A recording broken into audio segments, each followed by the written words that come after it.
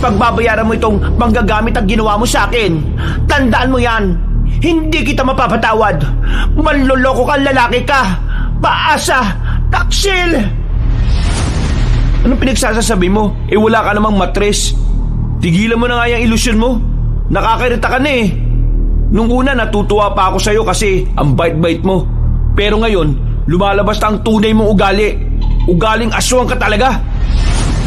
Hindi nyo na mapaparami pa ang lahi ng mga aswang. Hanggang dito na lang ang buhay ninyo. Hanggang dito na lang ang inyong paglalakbay.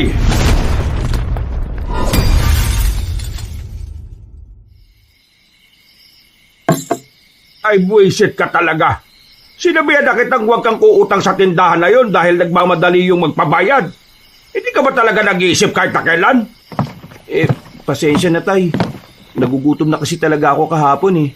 Wala na akong maisipan na hingan. Nagutom ka pa talaga sa lagay na yan. Wala ka namang ginagawa rito sa bahay ah. Palamunin ka na nga lang eh. Nagugutom ka pa. Malamang tay, tao ako eh. May buhay. Napapagod, kaya nagugutom. Tarantado ka pala talaga eh no. Sumasabat ka pa? Pinipiloso mo pa ako? Hindi naman po tay. Sinasabi ko lang naman po yung totoo. Gutom na kasi ako tay eh. Baka mahimatay na naman ako sa gutom kapag hindi ako nakakain kagad. Hindi naman po kasi kayo nagbibigay ng pagkain eh. Bakit na bakit bibigyan ng pagkain ha? Ang tanda mo na. Magbe-20 ka na. Pero nasa akin ka pa rin. Sino ka ba? Anak ba kita? Anak ka lang ng nanay mo. Nakasintahan ko lang naman. Nag-aaral ako tay. Wala pa akong trabaho. Wala pa akong kinikita. Kaya sa inyo talaga ako aasa. Manahimik ka! Hindi kita anak at wala tayong kahit na isang koneksyon sa isa't isa. Hindi tayo magkadugo. Kaya wag mo akong bisitin, pwede ba? Bakit ba hindi nyo ako magawang ituring na parang tunay nyong anak? Buti pang ibang stepfather dyan eh. Kaya nilang mahalin ng anak ng kasintahan nila kahit hindi naman nila kadugo. Pero kayo, palagi nyo na lang akong sinasaktan. Mula nang mamatay si mama, naging malupit na kayo sa akin. Parang araw-araw nyo na lang akong ginaganito eh. Wala akong pakialam. Kasi nung nabubuhay pa ang nanay mo, hindi ka rin naman namin napakinabangan eh. Puro ka na lang hingi ng pera, bili ng kung ano-ano. Pero wala ka namang napapala. Aral-aral ka pa eh, inutil ka naman. Ang bababa ng grado mo. Ang bababa ng mga score mo sa mga test mo. Kaya tumigil ka na nga lang dyan sa pag-aaral mo kasi wala ka rin namang mararating eh. Mahina yung utak mo, dada. Hindi mo maaabot ang mga pangarap mo kung mahina ang kokote mo. Kaya ba, hindi nyo rin naabot ang mga pangarap nyo? Kasi magkapareho lang din po tayo. Anong sinabi mo? Ang sabi sa akin ni mama noon, marami kang gustong maabot sa buhay. Pero dahil hindi ka rin naman katalinuhan, lahat ng yon, hindi mo man lang naranasan na matupad. Ba't sira ulo ka rin pala, ano? Ha? Rico! Ano? I-insultin mo pa ako, ha? Ano, ha? Aray, tama na tay. Masakit na, ayoko na. Ha? Wala kang karapatan na pagsalitaan ako ng ganyan. Kasi hindi mo alam mga pinagdaanan ko bago mo ako nakilala. Kung hindi lang kasi dahil sa sira ulo mong tatay, di sana maganda ang buhay ko ngayon. Wala namang kasalanan ng tatay ko rito ah. Bakit niyo siya dinadamay? Anong wala kasalanan? Hindi ba sinabi ng nanay mo sa'yo na ang tatay mo ang umagaw ng lahat sa akin? Inagaw niya sa akin ang mama mo. Inagaw niya sa akin ang magandang trabaho na dapat sa akin ibinigay. Pero dahil mas matalino raw siya kuno, siya ang sumalo ng trabahong yon. Nung nag-aaral pa kami, lahat ng atensyon napunta sa kanya. Kahit na ako naman noon ang mayaman sa atensyon ng iba. Pasikat ang ama mo eh. Lahat na lang inaagaw niya sa akin. Hindi naman kasalanan ni Papa na mas magaling siya kaysa sa inyo. Mas magaling? Sinong magaling ha? Ang tatay ba? Magaling ba yung bigla na lang umalis? Magaling ba yung bigla na lang kayong iniwan ng nanay mo? O ano? Saan nagpunta ang tatay mo? Mag-a-abroad daw, pero hindi na nakabalik. Patay na nga yata yung taong yun eh. Hindi totoo yan. Buhay pa si Papa at babalik din siya balang araw. Ha! Balang araw? Nagpapatawa ka talaga eh ano? Huwag ka nang umasa, dada. Kasi Kung babalik ang tatay mo, dapat noon pa. 10 taon ka lang nung umalis siya. 19 ka na ngayon eh. 9 na taon, Dada. 9 na taon na ang nakalipas, kaya huwag ka nang umasa na makikita mo pa siya ulit. Kahit na gaano pa katagal, aasa pa rin ako. Naniniwala ako na babalik siya. Siya na lang ang nag-iisang ama na mabuti para sa akin. Nag-iisang ama na may kwenta at may mabuting ugali. Di umasa ka. Bahala ka sa buhay mo. Mamumuti na lang ang mga mata mo pero wala ka na palang hinihintay. Mas mabuti pang hintayin ko ang maliit na tsansa kaysa magtiis ako sa taong nandyan pero wala namang ibang ginawa kundi ang manakit at mang-abuso. Hoy! Hindi ka talaga titigil, ano? Kung putulin ko na kaya yung dila mo para wala ka na masabi pa. Kapag pinutol mo ang dila ko, pinatunayan mo lang na duwag kang makarinig ng mga katotohanan. Hindi ka talaga. O sige, saktan mo ko. Manhid na buong katawan ko, no? Wala na akong nararamdamang sakit kahit nasaktan mo ko ng paulit-ulit. Ikaw na lang ang mapapagod. Pero itong tatandaan mo, habang sinasaktan mo ko, hindi akong sinisira mo, kundi ang sarili mo. At bigla ka na lang nagdrama ngayon. Magtigil ka na nga. Hindi bagay sa iyo, ha? Ang mabuti pa, mag-impake ka na at lumayas ka na sa bahay na ito para naman matuwa ko sa iyo. Bakit naman ako lalayas dito eh? Bahay ito ng mama ko. Ikaw ang nakikitira dito, hindi ako. Manahimik ka na nga. O di ba? Hindi mo kayang marinig ang katotohanan? Magsasalta ka ba? Nang makita kong parang aatakin na siya sa galit kabanong, tinikom ko na ang bibig ko. Nabahala ako na baka kapag inatake siya sa puso ay ako pa ang masisi. Lumapit siya sa akin at bigla niya akong binatukan. Hindi ko na nga lang din pinatulan. Umupo na lang ako sa harapan ng pintuan habang siya ay lumabas na rin. Isang malalim na paghinga na lamang ang nagawa ko. Mag-iisang taon na rin kasing ginaganito ko ng tinuturing kong ama. Hindi ko naman talaga siya tunay na tatay. Pero dahil minahal siya ng nanay ko, natutunan ko na rin siyang mahalin bilang kapamilya. Ang kaso nga lang, nagbago ang tunay niyang ugali mula nang mamatay ang nanay ko. O mas maiging sabihin kong ganun talaga ang ugali niya umpisa pa lang. Hindi ko lang talaga napapansin noon dahil masyado akong abala sa pag-aaral. 4th year high school pa lang ako noon, kabanong. Ilang beses akong tumigil sa pag-aaral noon. Ang dami rin kasing naging problema pagdating sa pinansyal. Si mama lang naman ang nagpapaaral sa akin. Si tatay Kaloy naman, wala siyang binigay sa akin na kahit 5 duling mula noon. Kaya nang mamatay ang nanay ko sa sakit sa bituka, ako na ang nagpaaral sa sarili ko. Nag-aaral ako habang nagbabanat ng buto. Kahit na may kasama naman ako sa bahay, pakiramdam ko ay mag-isa na lang talaga ako. Ang bihira, 10 piso na lang natitira kong pera. Wala na akong pambili ng pagkain. Wala rin mapasukan na trabaho ngayong bakasyon. Bawal na rin akong umutang dahil lalaki ang utang ni Tatay Kaloy sa tindahan. Ay, anong gagawin ko ngayon? Kanino kaya ako lalapit? Wala akong masyadong kakilala sa amin, kabanong. Ibig kong sabihin, yung talagang pwedeng malapitan ng hindi ka sinusumbatan. Wala rin naman akong kaibigan na may tuturing kong tunay. Kasi lahat ng kaibigan ko, lumalapit lang sa akin kapag meron akong pera. Naglakad-lakad ako sa baryo namin. 7:00 pa lang naman ng gabi, sa isip-isip ko, baka may makita akong kakilala ni mama na pwedeng mahinga ng tulong. Habang naglalakad ako, meron akong nakitang lugawan. Patagal na ang lugawan na yon. Kukunti lang ang kumakain doon. Ang sabi ng iba, hindi raw masarap.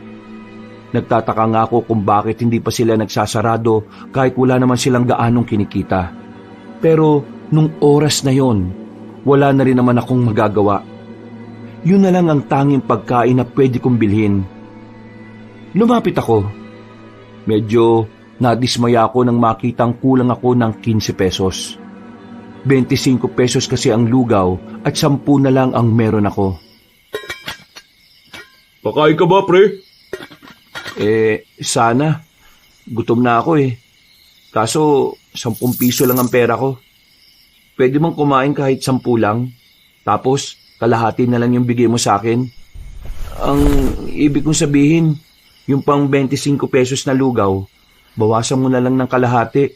O kahit mas konti pa. May makain lang ako.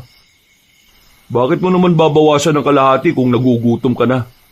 Sige na, umupo ka na. Ha?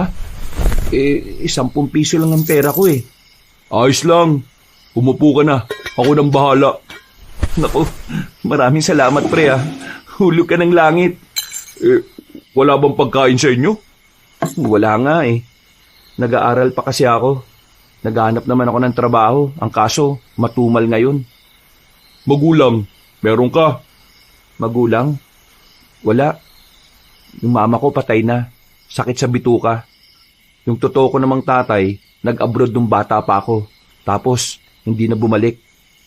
Totoong tatay? Bakit? May peke ka bang tatay? Nako, wala. Pero meron akong stepfather. Hulaan ko. Hindi kayo magkasundo, no? Paano mo nalaman? May pasaka sa mukha eh. Oo nga pala, no? Alam mo, itong lugawan na ito, malapit ko na rin isara to. Oh, bakit naman? Sayang naman to. Wala na kasi si mama eh. Namatay na siya nung nakaraang buwan. Nakikiramay ako, pre. Namatay naman siya sa aksidente sa Maynila. Sa motor. Nung nabubuhay pa siya, sabi niya sa akin, isara na namin tong lugawan kasi nalulugi na rin naman. Hindi ako nakinig sa kanya eh kasi akala ko kaya ko pang isalba. Tapos, isang gabi, may tumawag. Wala na si mama. Kaya ngayon, naisip ko, isarado na tong lugawan para kahit pa paano, maramdaman naman ng nanay ko na sinunod ko gusto niya. Isa pa, ako na lang naman ang nandito eh. Wala na akong ibang kasama. Nag-alisa na sila nang unti-unti nang humina yung lugawan na ito. Pareho pala tayo nang wala ng nanay. Pero ang pagkakaiba lang, mas masakit yung sayo. Hindi. Pareho lang na masakit ang mawalan ng ina. Kahit na ano pang nangyari, kung paano sila nawala.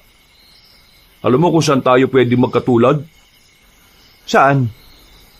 Siguro, pareho tayo sa ideyang hindi talaga natin alam kung paano tatahakin ang buhay natin nang wala ang mga magulang natin.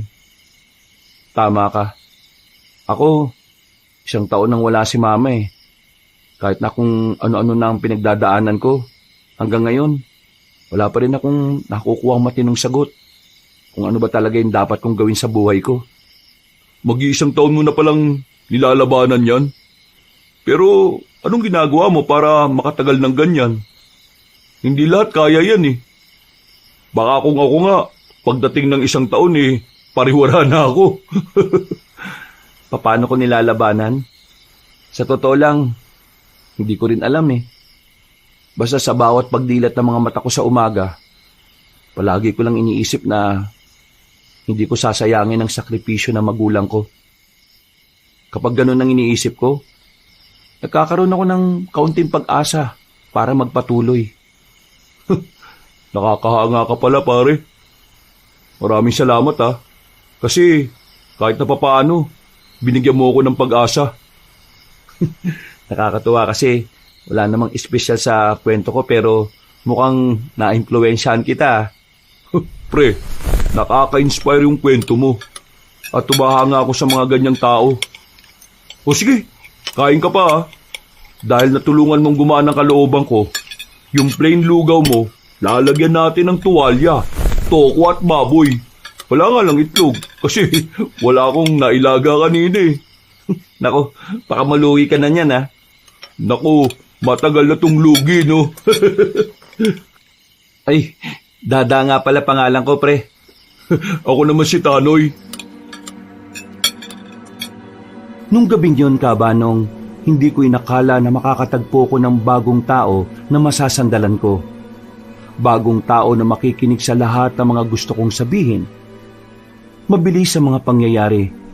Ilang araw lang ang nakalipas, naging magkaibigan na kaming dalawa. Marami na agad kaming napagsamahan. Kasama na rin niya ako sa lugawan. Wala pa rin namang gaanong bumibili. Paunti-unti lang kagaya pa rin noon. Pero ang mahalaga naman sa amin ay nagiging masaya kami sa pagtitinda. Pre, salamat ha. Baka magalit sa akin si Mama kasi sa halip na isasara ko na yung lugawan, pinagpatuloy ko pa talaga eh. Hindi naman siguro magagalit sa'yo. Kasi tingnan mo, di ba nung nakaraan, 2 lang yung nakain dito. Ngayon, 4 na.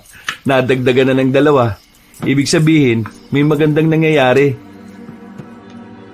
Dinadaan na lang namin sa biro ang pagbabantay namin sa lugawan.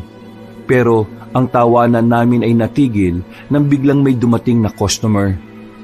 Nung una, akala namin babae siya. Mukha kasi talaga siyang babae.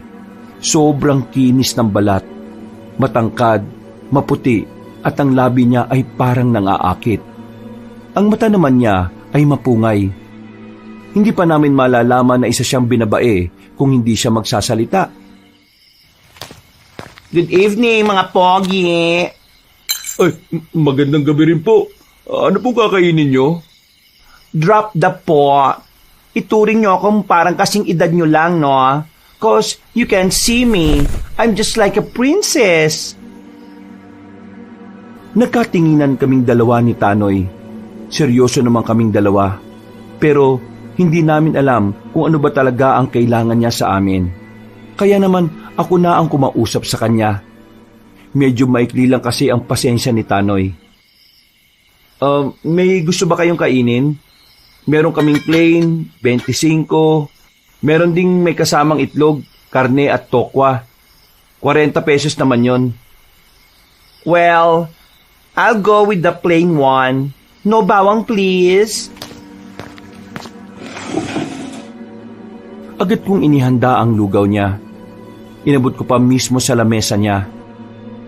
Nagkatitigan kaming dalawa ng ilang segundo. Maya-maya lang, bigla ko nalang naramdaman na parang nakahawak na ang kamay niya sa kamay ko. Agad kong inusog ang lugaw sa kanya ng maayos at saka bumalik na rin sa loob. Pre, mukhang trip ka ng baklang yun ah. Oo nga eh. Hinawakan ba naman yung kamay ko? Ha? Hinawakan kamay mo? Nako, alams na. Alams na. Bet ka niyan, pre. Eh ano naman? Mukhang maraming pera eh. Patulan mo na. Baliw. Anong tingin mo sa akin? Mukhang pera? Oo. Buwang. Wag no. Di naman ako manggagamit ng tao. At saka, mas masarap gastusin ng perang pinaghirapan mo kaysa sa binigay lang sa'yo ng kung sino. Nako, dito sa Pilipinas, pre, mas mapapabilis ka makaahon kung marunong kang dumiskarte. Diskarte na yan, oh. Ayaw mo pa? Yoko nga. Ikaw na lang kaya. Yoko na. Di ako papatol sa ganyan, oh.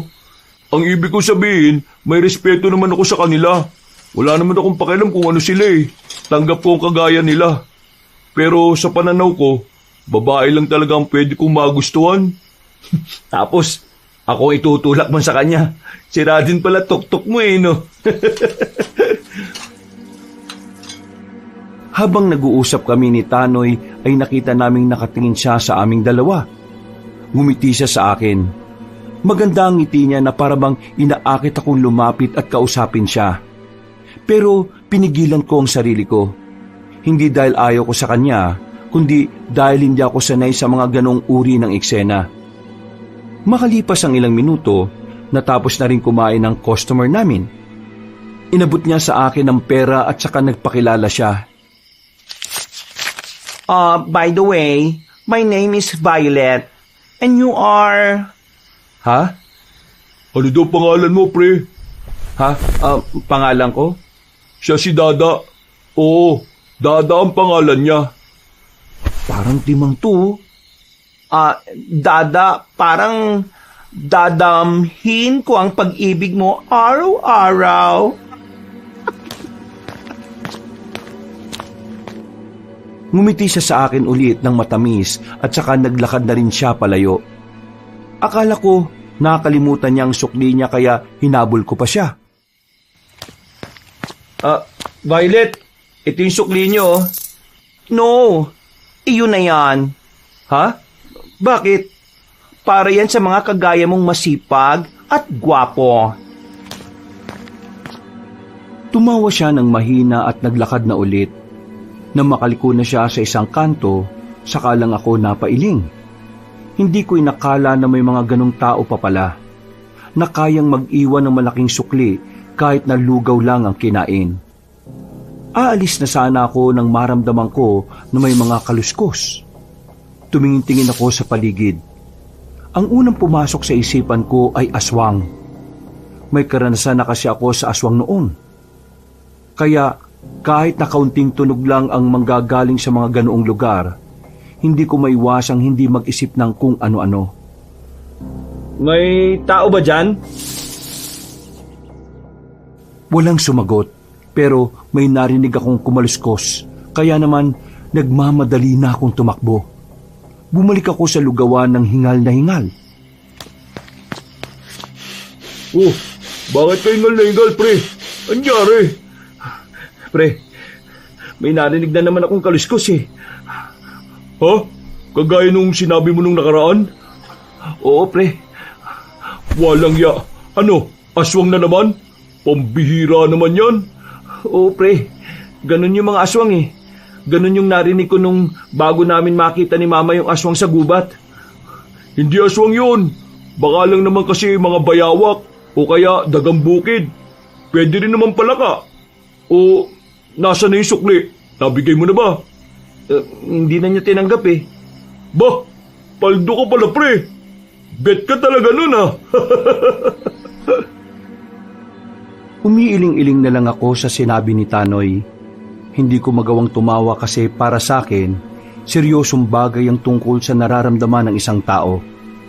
Pero hindi ko naman agad inisip na baka may gusto nga ang baklang yun sa akin. Kabanong isa ko sa mga taong hindi iniisip kung ano man ang kasarian ng isang tao. Wala akong problema kung ano man siya, dahil ang mas tinitingnan ko ay ang kalooban. Sa madaling salita, pinapahalagahan ko rin ang katauhan ng sangkabaklaan. Pero sadyang hindi ko lang maisip ang sarili ko na magkagusto ko sa kagaya nila. Maya-maya lang din ay naglikpit na kami ni Tanoy. Pagkatapos, naghiwalay na rin kami ng landas sa gitna ng isang kanto. Sa kaliwang direksyon kasi ang bahay niya, habang sa kanang direksyon naman ang bahay ko. Pag-uwi ko, kagaya ng lagi kong naabutan, walang ulam, walang pagkain, taob ang kaldero. Pagsilip ko sa kwartong nakabukas, nakita ko si Tatay Kaloy, may kasamang babae sa loob. Sino yung kasama mo? Josie, uwi ka muna sa inyo ha. Bukas na lang ulit. Nagmamadaling umalis ang babae na mukhang kasing edad ko lang. Medyo nag-init agad ang dugo ko. Hindi kasi ako makapaniwala na sa mismong bahay pa ni Mama, ginagawa niya ang kababuyan niya. Sagutin mo tanong ko, Tay. Sino yung kasama mong yun? Hindi ka naman siguro tanga eh, no? Nagtatanong ka pa talaga? Malamang, syota ko. Ano? Syota nyo? Isang taon pa lang wala si Mama, nagsyota ka na kaagad? Hoy, bakit? Ilang taon ba ang kailangan? 100 years ba? Hindi naman niya binibilang sa taon eh. Ang akin lang naman, bakit parang ang bilis mo naman palitan kaagad si Mama? Minahal mo ba talaga siya? Ay. Huwag mong kinu-question ang pagmamahal ko sa nanay mo, ha? Wala kang alam sa pagmamahal. Hindi ka pa nga nagkakaroon ng syota eh. Kaya manahimik ka dyan, ha? Huwag mong ibayin ang usapan. Ang pinag-uusapan natin ay yung pagiging immoral mo. Paano mo na kayang magdala rito ng babae samantalang pamamahay to ni Mama? Bahay ko rin to, dahil mag-asawa kami. Anong pag-asawa? Mag-asawa tapos naghanap ka na ng ibang babae? Hindi mo ako maiintindihan. Ang tunay na lalaki lang ang makakaintindi kung bakit kailangan ko rin naman tugunan ng pangangailangan ko bilang lalaki. Wala nang mama mo. Sinong aanuhin ko?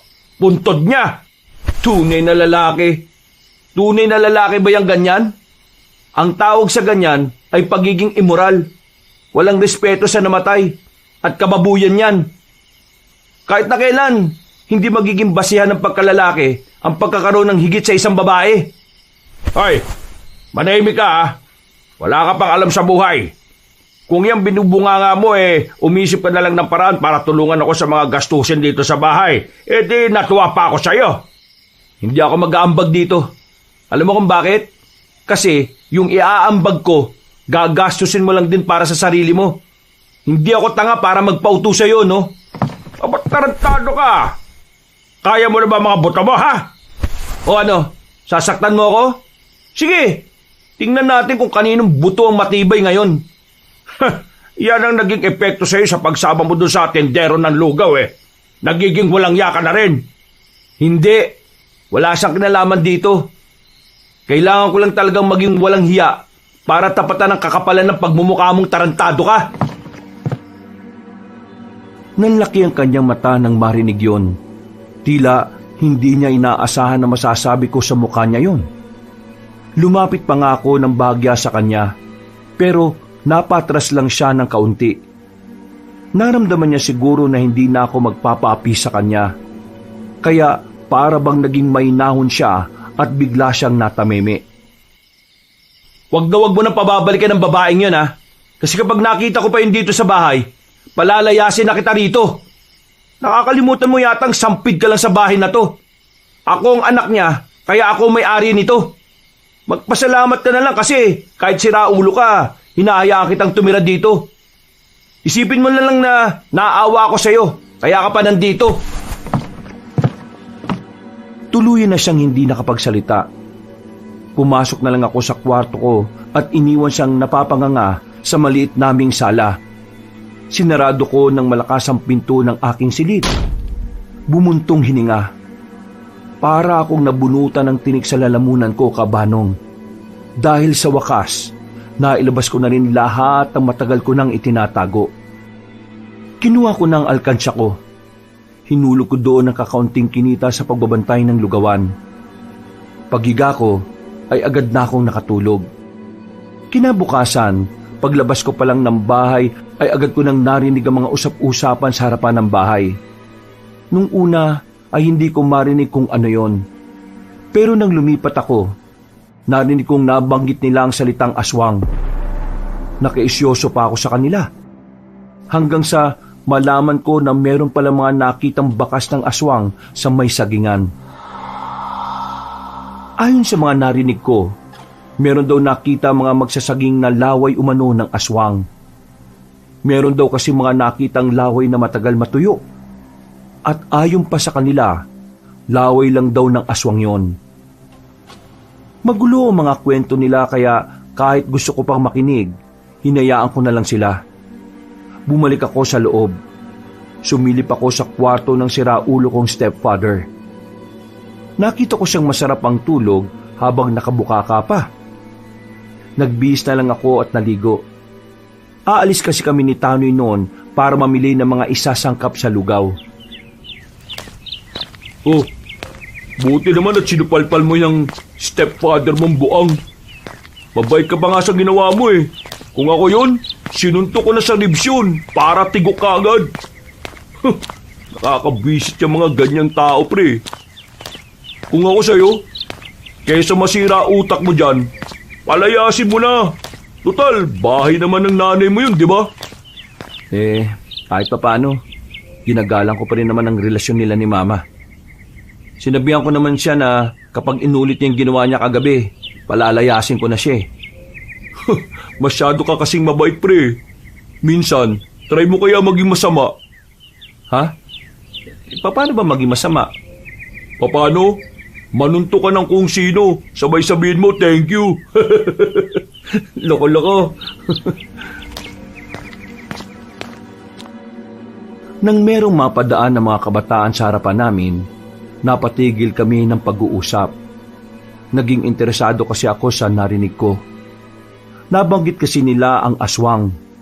Kaya naman, hindi ko na rin napigilan ng sarili ko na tanungin si Tanoy kahit na alam ko naman na hindi siya interesado sa ganong klase ng usapan. Pre, nababalitaan mo ba ngayon yung tungkol daw dun sa laway ng aswang? Oo. Narinig ko kanina sa iba kong kamag-anak. Naniniwala ka ba ron?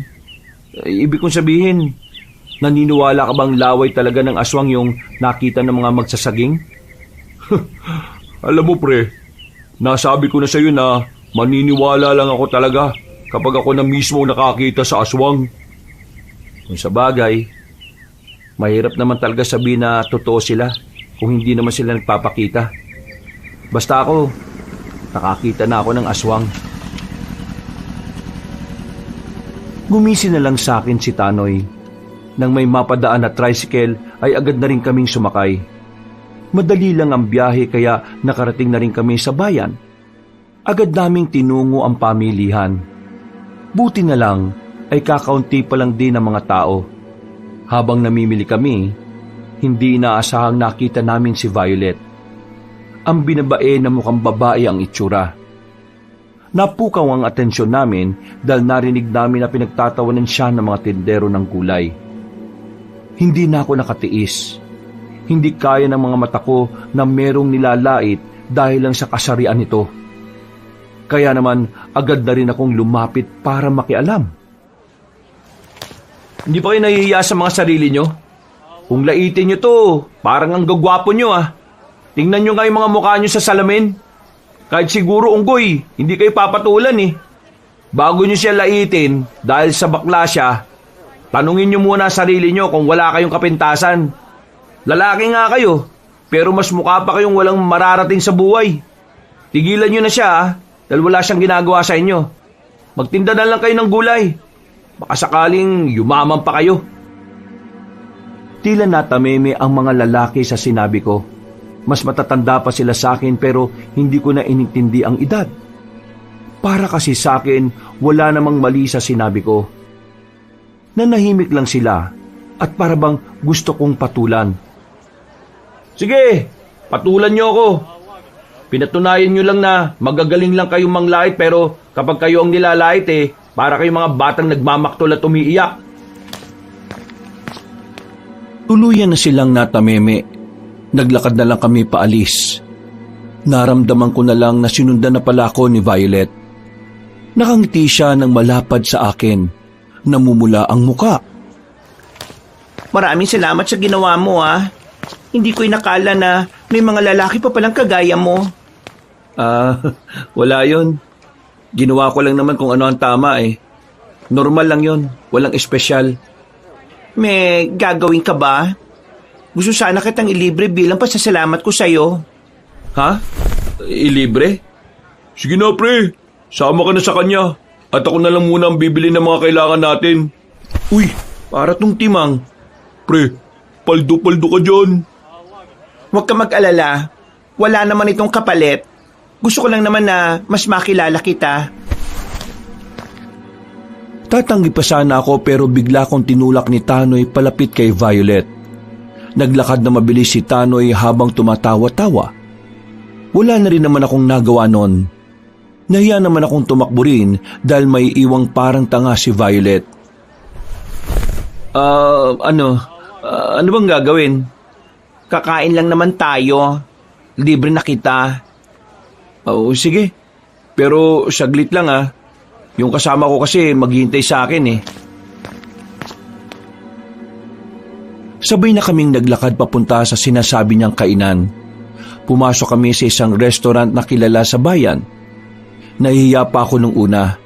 Pero ang sabi niya, marami naman daw siyang pera kaya ayos lang. Nag-usap kaming dalawa ni Violet Cabanong. Marami siyang mga kinwento na kung ano-ano. Pero wala siyang nabanggit tungkol sa pamilya niya. Hindi na lang din ako nagtanong kasi pakiramdam ko, pribado siyang tao. Nang wala na ako maisip na pag-uusapan, tinanong ko na lang siya tungkol sa aswang. Naniniwala ka bang may aswang? Oo naman.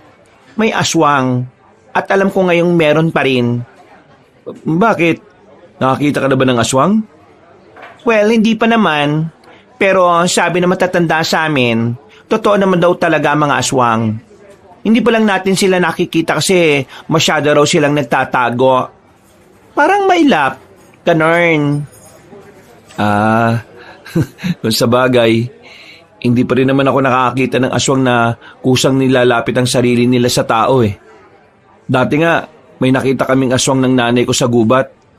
Tumakbo siya ng mabilis. Natakot yata sa amin eh. Takot daw ang mga aswang sa tao. Kaya baka tumakbo. Kaya nga siguro. Maya-maya pa ay nagpaalam na rin ako kay Violet. Sa naging usapan namin sa maikling panahon, masasabi kong mabait din naman siya. Marunong makisama, may respeto at higit sa lahat, malawak ang pangunawa niya. Kumaway pa ako sa kanya habang naglalakad ako palayo. Nagulat na lang ako nang bigla kong salubungin ni Tanoy. Uy, nagkakamabutihan na siguro kayo, no? Parang buang. Nag-usap lang naman kami sa kung ano-anong bagay. Walang mali siya yun, no? Talaga? Walang mali siya? Bakit kakaibang ngiti ng isang yun eh? O yun, oh. Aba, hindi ko alam, no? Baka ito na rin yung huli na papayag akong kumain kasama siya. Uy, bakit naman? Baka kasi ibang pagkakaunawa niya sa pagiging mabait ko sa kanya eh. Para kasi sa akin, normal lang ang ginagawa ko. Ayoko namang dumating sa punto na bigla na lang siyang magtapat sa akin. Wow, sobrang lakas ng fighting spirit mo dyan, pre, ah. Inunahan ko na lang siyang maglakad at hindi ko tinulungang magbitbit. Dakong hapon na makabalik na kami sa baryo. Nagpaalam na muna ako kay Tanoy. Nasira kasi ang tsinelas ko at magpapalit lang sana ako ng panibago. Pero nang dumating ako sa bahay bandang 4:00, inabutan kong nakabukas ang pinto ng kwarto ko. Nagtataka ako kasi iniwan ko naman yung nakasara.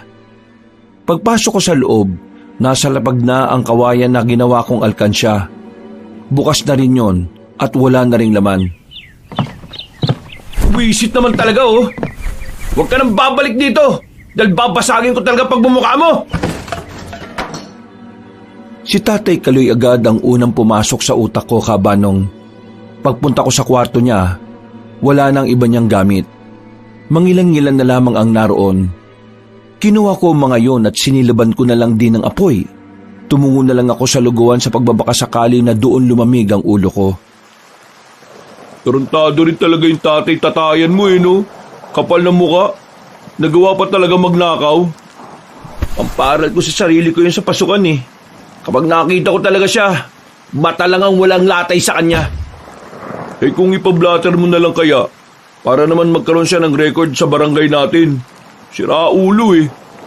Papablatter ko talagang siraulong yun. Itinoon ko na lamang ang atensyon ko sa pagtitinda. Ang kaso nga lang, nabagot lang din kaming dalawa ni Tanoy dahil walang customer. Maulan din kasi nung sandaling yon. Makalipas pa ang ilang araw, nagpatuloy pa rin kami sa pagtitinda ni Tanoy kahit wala pa rin gaanong bumibili sa amin. Si Tatay Kaloy naman, naipablatter ko na rin. Wala siyang paramdam. Kahit ang anino niya ay hindi ko na rin makita sa lugar namin. Lahat ng kakilala niya ay walang sinasagot na matino. Pero sa mga nagdaang araw, hindi naman doon natuon ang atensyon ko. Pumutok kasi ang balita sa amin na meron na namang namataan na aswang sa baryo namin. Wala namang sinakta ng mga aswang. Sa katunayan, nagtakbuhan pangaraw ang mga yon. Habang tumatagal, napapansin ko na parabang mas lalong nakakaroon ng balita tungkol sa mga nilalang na yon. Hindi tuloy magkandao-gaga ang mga tsismosa sa amin. Bago pa lang sumikat ang araw, nasa labas na sila para lang pag-usapan yon. Hoy, kanina ba ako nakatok? Katukin ko yung ulo mo, kutong lupa ka eh. Eto, may padala sa'yo. Tanggapin mo to. Baka hindi kita matansya. Nagulat ako sa sinabi ng lalaking yon. Hindi naman siya mukhang masamang tao. Maayos naman ang pananamit niya at mukha siyang matinong nagtatrabaho. Kaya nagtaka ako kung bakit parang galit siya sa akin. Napatingin na lang ako sa isang kahon na nasa gilid ng pintuan. Pagtingin ko ng nakalagay na pangalan doon, nalaman kong galing pala yon kay Violet. Wala sana akong balak na tanggapin yon pero hindi ko naman alam kung saan ko dadalhin. Kaya naman binuksan ko ang kahon nang pumunta na rin si Tanoy sa bahay. Pre, mga dilata yan ah. Puro pagkain. Padala ni Violet? Aba, mukhang seryoso siya sa'yo pre ah. Gagi pre, may pera din oh. Ilan yan? Ilan? Dali, bilangin mo. 1, 2, 3, 4, 5? 5,000 pre? Gagi, paldo! Hoy, huwag kang matuwa dyan kasi hindi ko naman yan gagamitin no. Kagaya ng lagi kong sinasabi, hindi ko yung papakinabangan kasi hindi ko naman yung pinaghirapan. Uy, pambira ka naman. Bigay mo na lang kaya sa akin.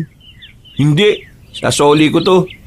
At lilinawin ko sa kanya na hanggang kaibigan lang ang kaya kong maibigay sa kanya. Baka naman kasi pre, nakikipagkaibigan lang. Malino naman ang nakalagay sa sulat na meron siyang gusto sa akin, di ba? Ayoko masayang ang oras niya dahil hindi ko naman siya kayang mahalin. Isang malalim na buntong hininga na lang ang nagawa ko, Kabanong. Kinabahan ako bigla. Hindi kasi ako sanay sa mga ganoong regalo na wala namang ibang layunin kundi para suhulan ako. Kinagabihan, magsa akong naglakad pa uwi. Kagagaling ko lang sa lugawan. Habang naglalakad, ay merong lumapit sa akin na isang lalaki. Parang kaedad ko lang din siya. Mas maliit lang ng kaunti sa akin at mukha namang matino. Pre, ikaw ba si Dada? Oo, ako nga.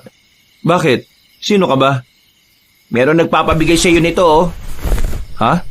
Ano yan? Kunin mo na lang. Hindi ako tumatanggap ng mga bagay mula sa mga hindi ko naman kilala eh.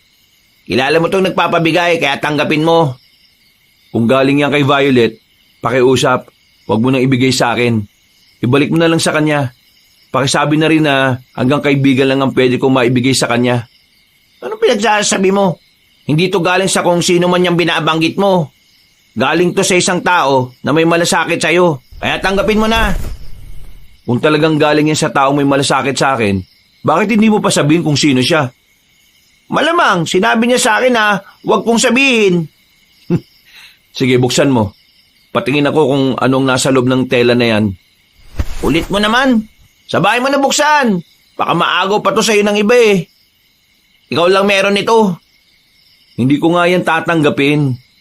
Lumayo ka na nga sa akin. Baka kung ano pang magawa ko sa'yo. Oh, ayan na pala siya eh. Agad akong napalingon sa likuran. Pero wala naman akong nakitang tao. Naramdaman ko na lang na pinasok ng lalaki ang supot na tela sa bitbit kong bayong at saka tumakbo siya agad na mabilis. Uy, sira ulo yun ah. Kinuha ko ang kulay itim na tela at agad na tiningnan kung anong laman nito. Nakita kong isang medalyon na nangingitim na dahil sa kalumaan. Ang tanging nakaukit sa medalyon na yon ay walang iba kundi ang salitang lumen. Sa hindi malamang dahilan, sa halip na itapon na lang yon sa kung saan, ay inuwi ko pa yon sa bahay. Pinagmasdan ko ng maigi. Hinugasan ko pa nga sa pagbabaka sakaling mawawala ang pangingitim. Pero napagtanto ko na parang ganun talaga ang kulay nun. Bah, para saan kaya to? Maya-maya, may malakas na kumatok. Pre, Dada, buksan mo to pre. Oh, bakit ba? Anong problema mo? Pre, tama ka. Totoo nga ang aswang. Ha? Nakakita ka ba ng aswang? Oo pre, bumalik kasi ako sa lugawan pre. Pinakalimutan ako sa loob. Tapos ilang metro lang ang layo, may narinig ako mga nag-uusap. Mga boses ng lalaki. Meron silang kinakausap na babae. Pero hindi naman nagsasalita yung babae. Basta ma'am lang ang tawag nila. Parang pinipilit nila yung babae na umuwi na sa kanila. Nung sumilip ako pre, ang papangit ng mukha nila. Mas pangit pa kay Mang Kaloy eh. Pero pre, mukha talaga silang halimaw. Hindi sila pangkaraniwan, pre. Tingin ko, yung pinapauwi nilang babae, parang mataas yung posisyon eh. O baka, prinsesa ng mga aswang yun. Ano? Totoo ba yung mga pinagsasasabi mo? Pre, ako na to, no? Kilala mo ako. Hindi naman ako gagawa ng ganitong kwentong basta-basta. Alam mo naman na hindi ako naniniwala hanggat hindi ko nakikita, di ba? Kaya pre, ngayon na ako na ang nagsasabi, ibig sabihin lang nito pre, totoo talaga. Nandun pa kaya sila? Hindi ko alam. Gusto mo ba puntahan natin? Tara, bilis!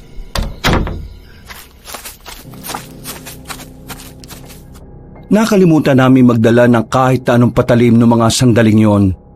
Dahil kasi sa paniniwala naming takot ang mga aswang sa mga tao. Naging kampante kami na wala namang mangyayaring masama sa amin. Bumalik kami ng lugawan. Tinungo namin kung saan ang sinasabi ni Tanoy. Pero wala na roon ang sinasabi niyang aswang. Inilawan namin ang mismong tinayuan ng mga aswang at sa baba, nakakita kami ng mga laway na parang malapot at malagkit. Natapakan pa naming dalawa. Liblib na dito, pre. Mukhang kailangan na natin bumalik. Sapat na sigurong alam natin na totoong nandito sila kanina. Oo, baka mamaya mapahamak pa tayo sa ginagawa natin. Paalis na sana kami, pero napukaw ang atensyon namin na hanapin kung saan nagmumula ang mga yabag ng paa. Hanggang sa hindi na namin namalayan, nakarating na pala kami sa mga lagas na puno. Dito na namin nakita ang grupo ng mga aswang. Sa pagkakabilang namin, nasa 7 aswang sila. Meron silang kasamang babae na hindi naman namin makita ang mukha dahil nahaharangan ng mga aswang. Base sa nakikita ko, tila inaalalayan ng mga aswang ang babaeng yon. Sabi ko sa iyo pre, di ba? Kasama ba talaga nila yung babae? Baka mamaya, binihag pala nila. Hindi, kasama nila yan. Kanina naririnig ko pa silang kinukumbinsi nga nila yung babae na umuwi na sila eh. Maya-maya lang, kinabahan kami nang makita naming tumigil sila sa paglalakad. Bigla na lang nilang itinutok sa direksyon namin ang mga dala nilang lampara. Napatakip na lang kami ng bibig. Pinilit naming hindi makagawa ng kahit na anong ingay. Pero sa kasamaang palad, biglang tumunog yung barya na nasa bulsa ko. Dahil doon, naalarma ang mga aswang. Pinaunan nilang maglakad ang babae, habang ang 4 sa mga yon ay marahan ang naglalakad patungo sa kinalalagyan namin. Bakit ba tayo nagtatago? Di ba ang sabi nila, takot naman ang mga aswang sa mga tao? Harapin na natin sila. Wag, baliw ka ba? Mas lalo kong kinabahan nang lumabas si Tanoy sa pinagtataguan namin. Hawak-hawak lang ang manipis na sanga at sinubukan niyang sindakin ang mga aswang. Hoy, mga aswang! May binabala kayo masama, ano? Umalis kayo sa lugar namin! Shoo! Shoo! Shoo! Nang makita naming tila hindi naman natutuwa ang mga aswang sa ginagawa namin, dito na namin napagtanto na hindi pala talaga totoo na takot sila sa mga tao. Mas lalo lang silang nagalit. Kung itaboy kasi yun ni Tanoy ay para bang mga aso lang ito. Pre, hindi sila nasindak. Anong gagawin natin? Di, takbo!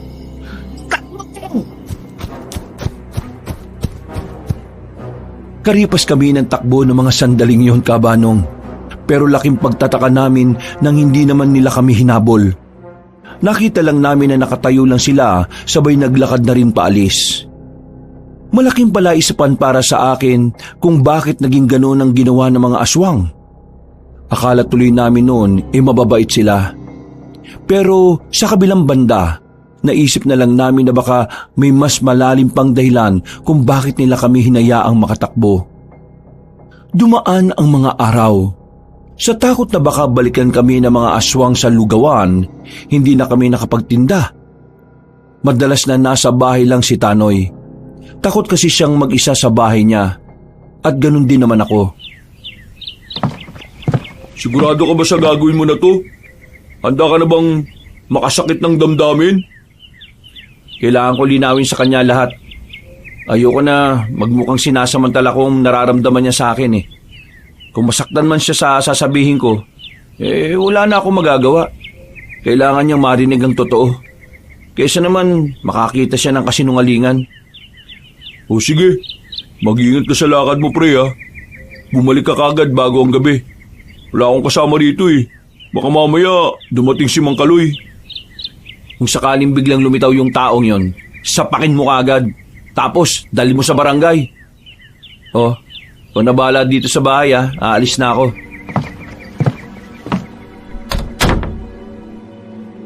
Alas 3 pa lang naman ng hapon noon, kaya malakas pa ang loob kong lumayo ng baryo. Meron kasi kaming napag-usapan ni Violet na makikita kami. Pero sa pagkikita na yon, naisipan ko nang bigyan linaw kung anuman ang tingin ko sa kanya. Yun ay para hindi na siya umasa pa na magkakaroon kami ng mas higit na koneksyon maliban sa pagkakaibigan. Ilang minuto lang ang nakalipas ay narating ko na rin ang plaza na tagpuan namin. Nakaupo si Violet sa gilid ng halaman. Maliwala sa mukha niya, nakangiti siya sa akin. Inimbitahan niya akong umupo sa tabi niya. Pero nanatili lang akong nakatayo sa harapan niya, kaya tumayo na lang din siya. Hindi na ako nagsayang ng oras at sinimulan ko na rin ang nais kong sabihin.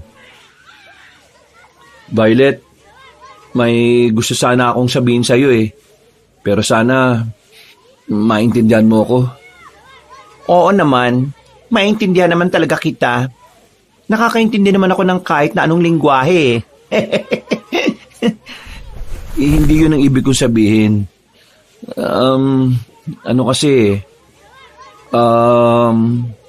Hindi ko gusto na nagpapadala ka sa akin ng kung ano-ano. Kasi wala naman akong pinatagong pera sa'yo. Hindi rin naman ako nanghihingi o nangungutang sa'yo. Hindi ako sanay eh. Mas sanay ako sa mga pinaghirapan ko. At yung tungkol naman sa sulat, gusto kong humingi ng paumanhin, Violet. Pero hanggang pagkakaibigan lang talaga ang kaya kong ibigay sa'yo. Hindi ko na kayang higitan pa ron. Kaya sana maintindihan mo ako. Ayaw kong... Bakit ayaw mo sa akin? Dahil ba bakla lang ako? At hindi ako tunay na babae? Hindi naman sa ganun. Hindi naman naging problema para sa akin kung anumang kasarian mo. Ang problema kasi, wala akong ibang nararamdaman para sa'yo eh. Nung unang makita pa lang kita, parang kaibigan lang talaga ang tingin ko. Kung ganon, ano yung ginawa mo sa akin? Yung pinagtanggol mo ako sa mga nalalait sa akin? Bakit mo ginawa yon? Bakit ang bait mo sa akin? Kagaya nga ng sinabi ko, Violet, normal lang naman sa akin yon. Kahit na sinong lalaki, gagawin yon kapag nakakita sila ng inaapi. Kaya sana, huwag mong bigyan ng ibang kahulugan yon. Dada, baka naman pwedeng subukan natin. Subukan mo lang naman na mahalin ako. Mali mo naman, matutunan mo akong mahalin, di ba? Violet, hindi naman na pag-aaralan ng pagmamahal eh. Kusa mong mararamdaman yan sa taong tunay mong mamahalin. Kaya, pasensya ka na. Hindi ko talaga kaya. Pinaasa mo lang pala ako. Ha? Hindi kita pinaasa, Violet. Kung ano man ang mga pinakita kong kabaitan, ganun talaga ako sa lahat. Kunwari ka pa. Pareho ka lang din ng kaibigan mo na pera ang habol sa akin. Siguro, kaya bigla kang umatras kasi nalaman mong kapag pinirahan mo ako, kailangan maging kasintahan kita. Ha? Hindi ganun yun. At kahit na kailan, ay hindi yun magiging ganun. Unawain mo naman ang sinasabi ko, Violet.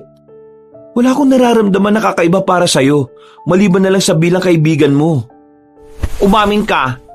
May nakita ka ng babae, ano? Ay, pambihira naman. Mas pinili mo ang babae kasi ang babae may tahong. Ako, talong. Di ba tama ako? Hindi na maganda ang mga sinasabi mo, Violet, ha?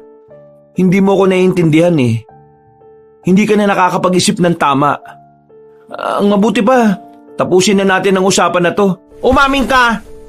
Meron ka nang nakilalang babae kaya ayaw mo na sa baklang kagaya ko ah. Oo, may nakita na akong iba. Ang pangalan niya ay Whitey. Sinabi ko na lang yun sa kanya para kahit papaano ay tuluyan ng mawala ang pag-asa na pinanghahawakan niya. Masakit sa akin ang ginawa ko, pero tingin ko kailangan ko talagang gawin yon para matigil na ang kahibagan niya. Lumapit siya sa akin ng bahagya. Masama ang tingin niya sa akin na parabang bigla siyang mananakmal. Whitey pala ha? Mahilig ka pala sa white. Ayaw mo sa violet kasi kakulay ng talong. Ano? Maganda ba? Matangkad? Sexy? Oo, maganda, mabalahibo, mabuhok, kulay puti at mahahaba ang kuko. Dada, pagsisisihan mo ang ginawa mo sa akin. Pagsisisihan mong ipinagpalit mo ako kay Whitey. Hindi kita ipinagpalit dahil kahit na kailan, hindi naman ako naging sayo. Violet, nakikiusap ako. Hayaan mo na ako. Kalimutan mo na lang ako at magsimula ka na lang din ng bagong buhay. Malay mo, makilala mo naman si Brownie. Hindi ako nakikipagbiruan sa iyo ha. Pagbabayaran mo itong panggagamit at ginawa mo sa akin. Tandaan mo yan. Hindi kita mapapatawad. Manloloko kang lalaki ka. Paasa! Taksil! Galit siyang naglakad paalis, Kabanong. Napapakamot na lamang ako sa ulo. Hindi ko kasi inakala na magiging ganun ang reaksyon niya. Buong akala ko ay magiging mapayapa lang ang lahat. Pero nagkamali ako. Nung sandaling yon, naisipan ko na lang na umuwi. Ang kaso nga lang, yung sinasakyan kong tricycle ay bigla na lamang nasiraan sa kalagitnaan ng biyahe namin. Tumigil kami sa harapan ng kagubatan. Mga bandang 5:00 na nun. May mga kasama naman ako kaya kahit na papaano, kampante ako sa kinalalagyan namin. Manong, 2 oras na tayo nandito. Hindi pa ba yan maaayos? Mukhang sira na talaga yung tricycle na yan. Diyos ko, aabutin talaga tayo ng gabi rito. Teka, ikaw yung lalaking nagbigay ng medalyon sa akin sa baryo namin ha. Sinusundan mo ba ako? Ano? Sinusundan? Ayos ka lang. Nakasakay din ako, no? Nasa loob ako. Kanina pa ako nandito eh. Ganun ba? Alam mo na pala na medalyon ng laman nun. O nasa na? Nasa bahay. Nasa bahay? Bakit hindi mo dinadala? Aba, malay ko ba kung para saan yun? Wala ka namang sinabi. Baka mamaya balasin ako doon. Ha? Hindi ko ba sinabi? Wala kang sinabi. Bigla mo na lang nilagay sa bayong ko na akala mo talaga kung sino ka. Para saan ba talaga yun? At sino ka ba? Sino rin yung sinasabi mong nagpapabigay nun? Ang medalyon na yon ay pangontra sa mga aswang. Ha?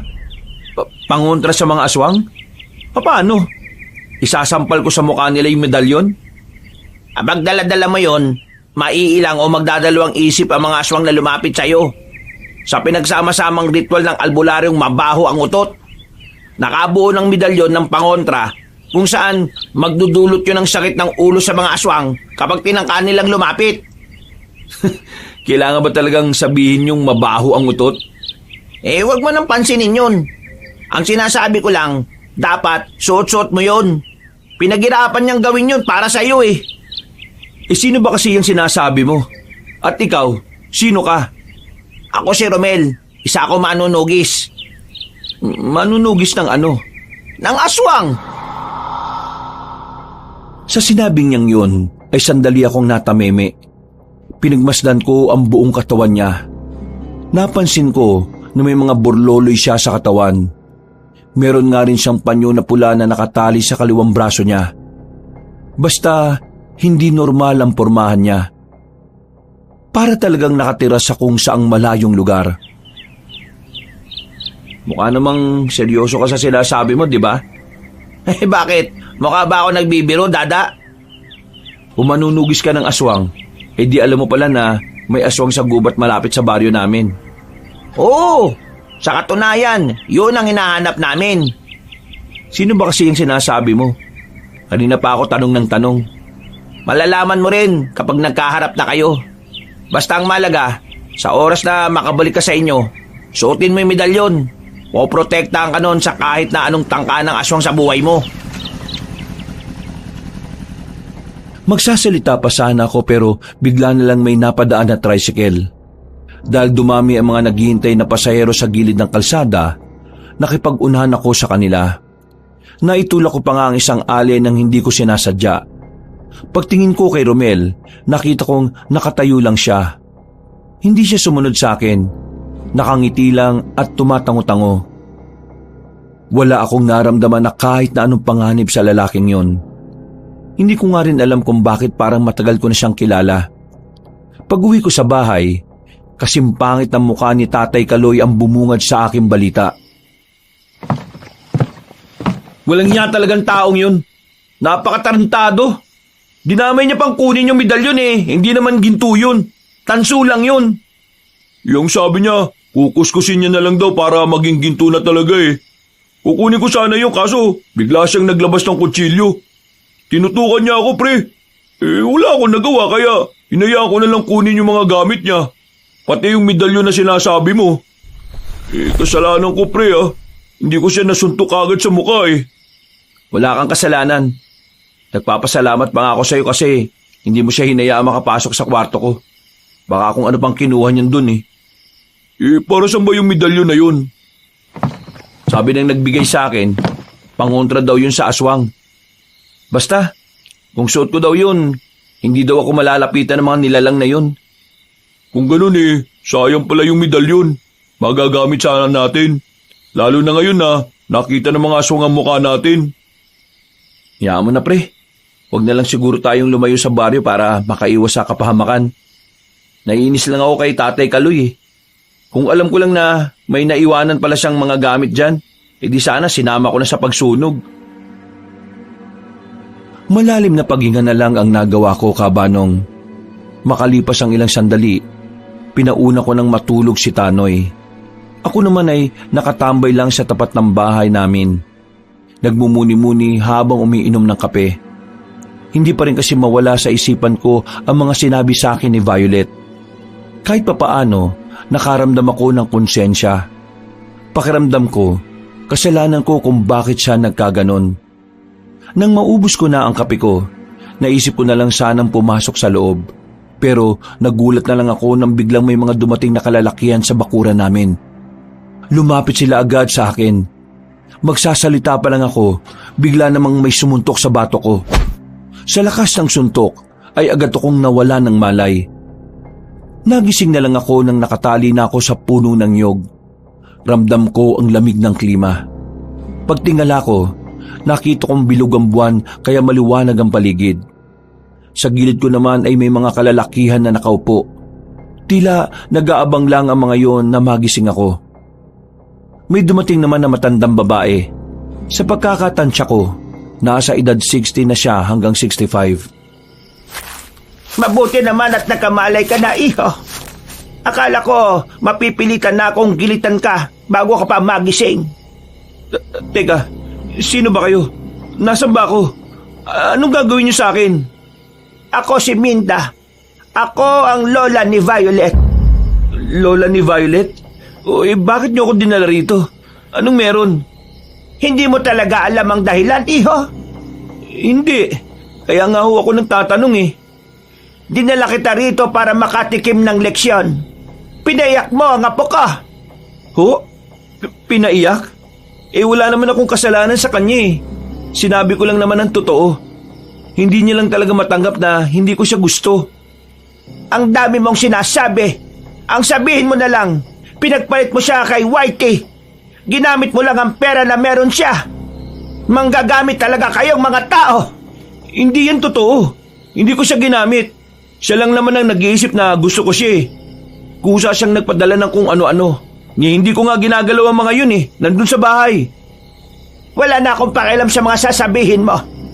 Ayoko sa lahat ay ang sinasakta ng tagapagmana ng angkan namin. Humanda ka ngayon. Tanggapin mo ang galit ng mga aswang. Mga ano? Bingi ka ba? Ang sabi ko, mga aswang! Mga aswang kayo? Agad na nagtindigan ng mga balahibo ko nang marinig ko yung kabanong. Nakita ko na lang ang mga lalaking nagpalit na rin ng anyo. Diyos ko, mga aswang nga! Sige na mga bata! Kainin nyo ang isang yan! Wala kayong ititira! Ngat-ngatin nyo kahit ang buto niya! Ganyan ang napapala ng mga taong manggagamit at nananakit ng damdamin ng aking pinakamamahal na apo! Teka, sandali lang! Naglakad na rin paalis sa matandang babae. Naiwan sa akin ang 5 aswang na nakapalibot. Tumutulo na ang malalapot nilang laway. Nakita ko na rin parang humaba ang mga kuko nila. Sobrang kabado ko nung mga sandaling yon, kabanong. Pakiramdam ko, maiihina ako sa kaba. Unti-unti na silang lumalapit. Nagdarasal na lamang ako noon na sana may malaking himala na mangyari. Nang lalantakan na sana nila ako, narinig ko na lang na merong dumating. Pagdilat ko, isang lalaki na nakasuot ng kulay itim. Marami ding burloloy sa katawan. Pero hindi yun si Romel. Iba siya. Mahaba ang buhok at parang kulay puti na rin. Walang kahirap-hirap niyang pinagpapapaslang ang mga aswang gamit ang kanyang espada. Nang bumagsak na ang mga yon, lumapit siya sa akin at tinanggal ang pagkakatali ko. Nagsalita siya. Matanda na ang boses niya pero hindi ko maintindihan kung bakit parang pakiramdam ko matagal ko na siyang kilala. Ayos ka lang ba? Ayos lang naman ako. Sakto ang dating nyo. Kung hindi kayo dumating, baka wala na ako ngayon. Mang Imo, hindi ko na inabutan yung matanda eh. Mabilis siyang nakalis. Oh, Romel, ikaw pala yan? Oo, ako nga. Yan si Mang Imo. Siya ang nagbigay ng medalyon para sa'yo. Ikaw? Bakit niyo ako binigyan nun? Kilala niyo ba ako? Sabi kasi nitong lalaki na to may malasakit na raw kayo sa akin. Sino ba kayo? At saka parang pamilyar ang boses niyo sa akin. Parang narinig ko na yung boses na yan pero nag-iba lang ng kaunti. Lumapit sa akin ang matandang lalaki. Saka ko lang nakita na malaki ang peklat niya sa muka. Balbasarado rin siya. Halos hindi na talaga makita ang mukha niya. Dario, ako ito, ang tatay mo. Nang marinig ko ang sinabing yun na matandang lalaki, ay biglang nag-init ang katawan ko. Pagbanggit niya kasi ng pangalan ko, bigla kong naalala ang mas batang boses ng tatay ko. Bumalik lahat ng masasaya naming sandali. Naramdaman ko na lang na tumutulo na pala ang luha ko.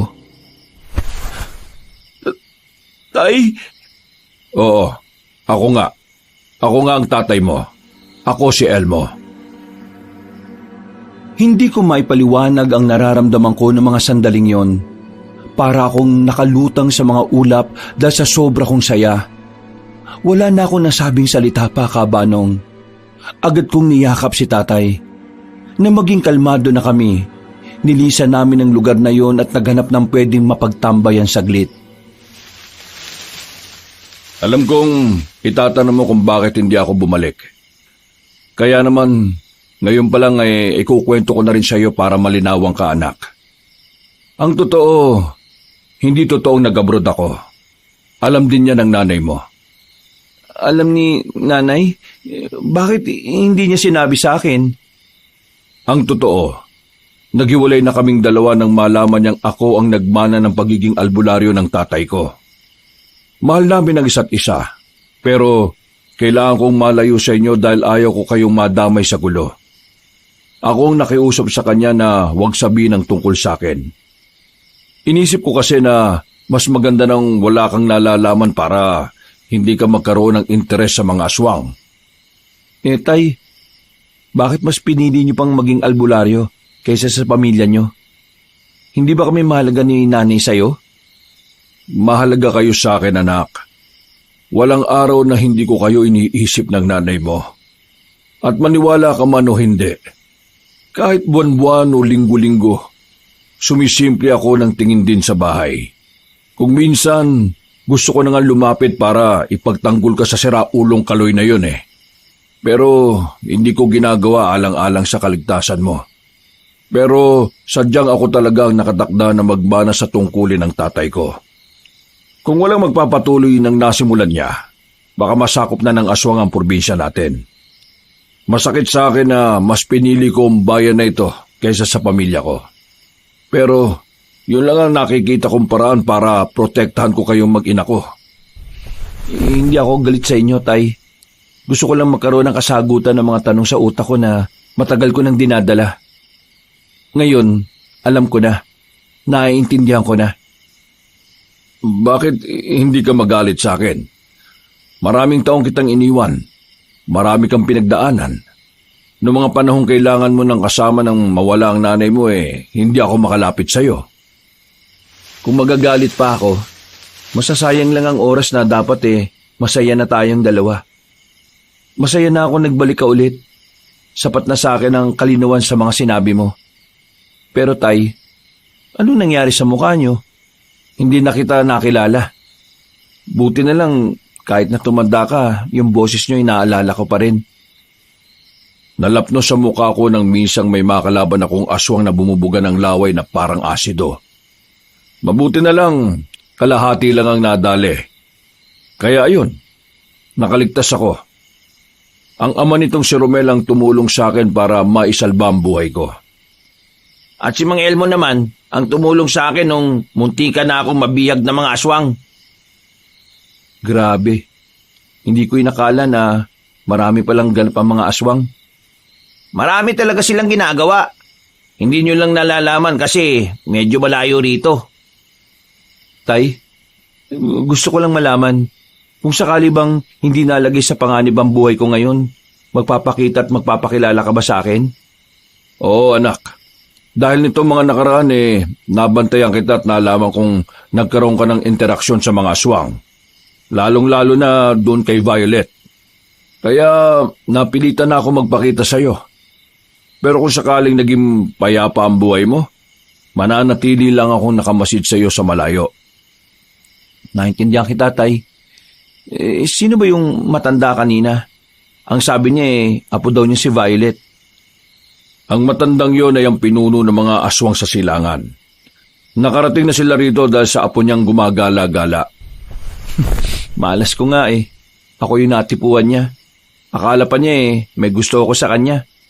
Hindi niya matanggap na hanggang kaibigan lang ang tingin ko sa kanya. Anak, sumama ka sa amin.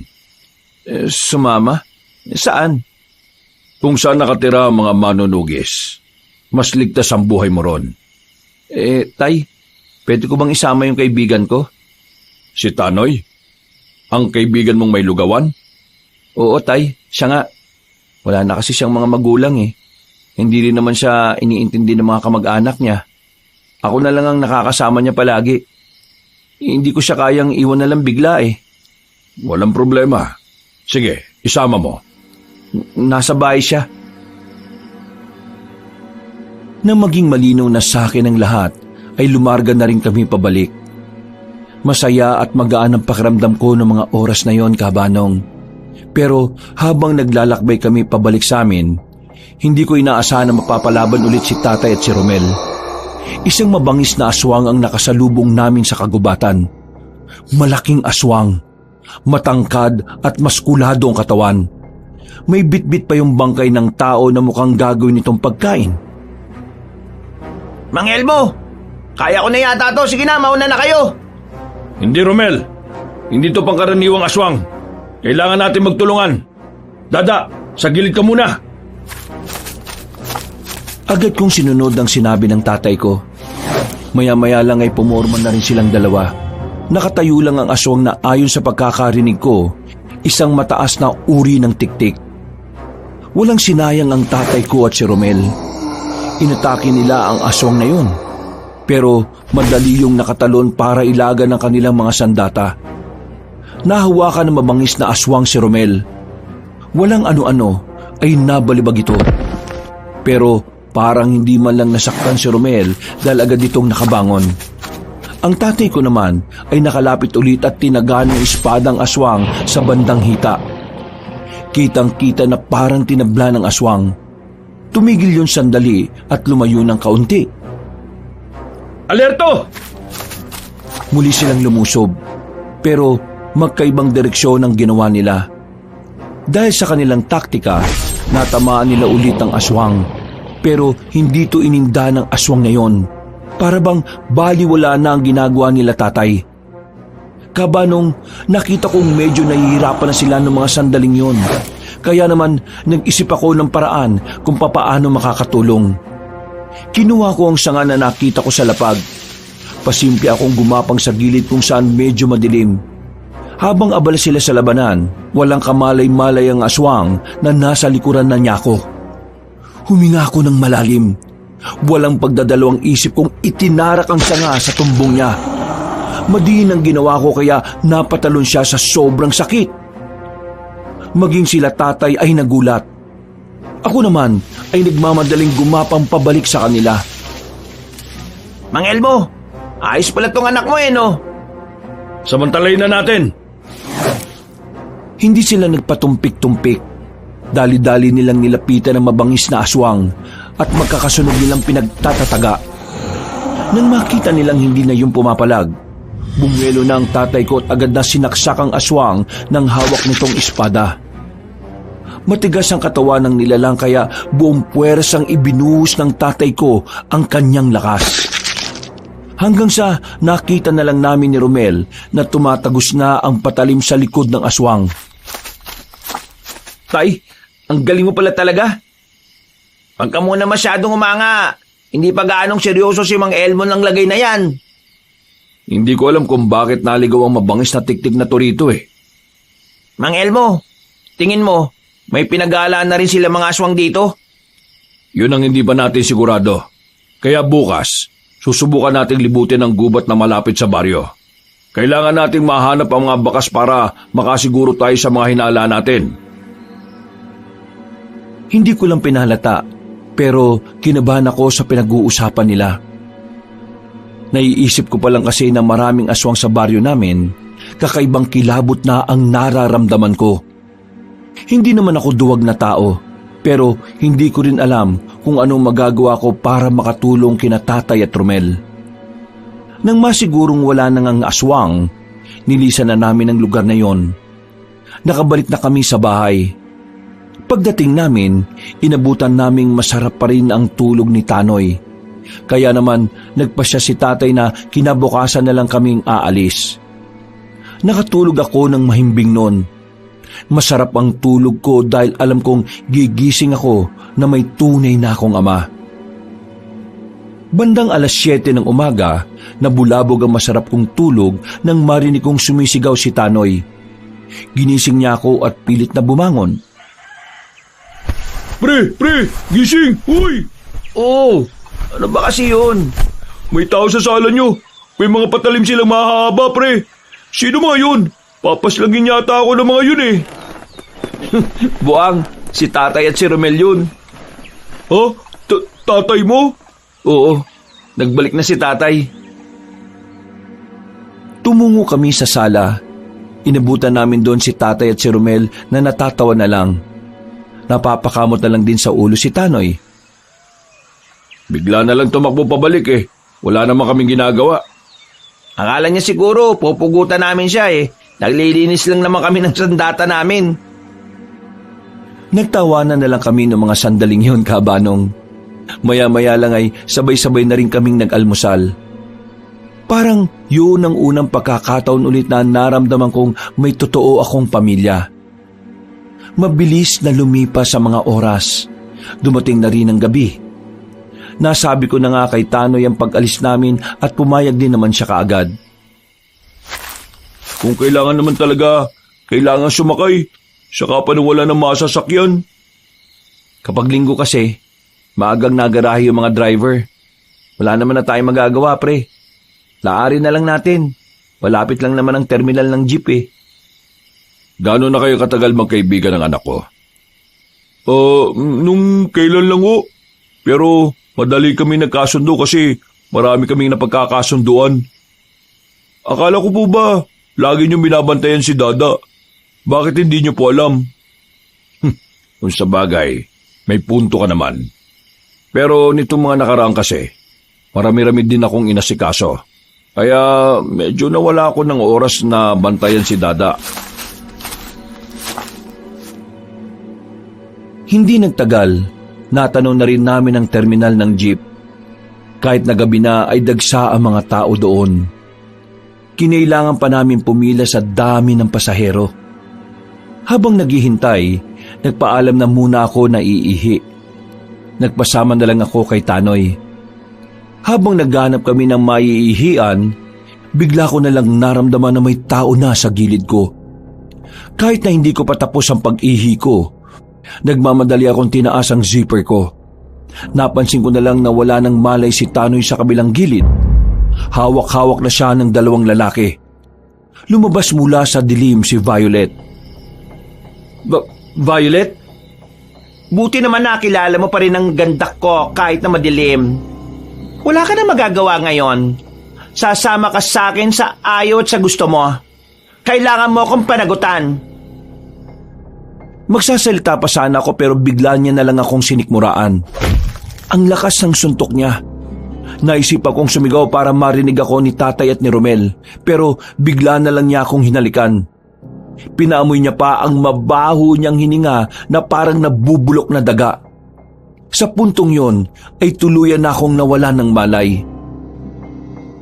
Nagising na lang ako nang maramdaman kong bitbit na ako ng isang lalaking malaki ang katawan.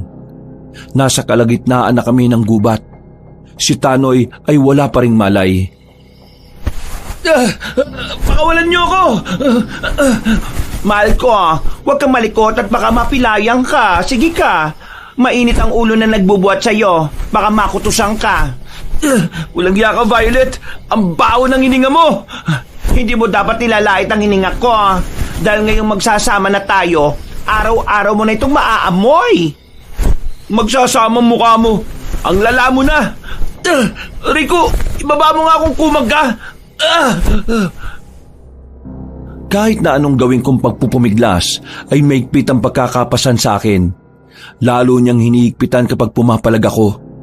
Pakiramdam ko noon, mababali na ang buto ko kaya hindi na ako nagkulit pa.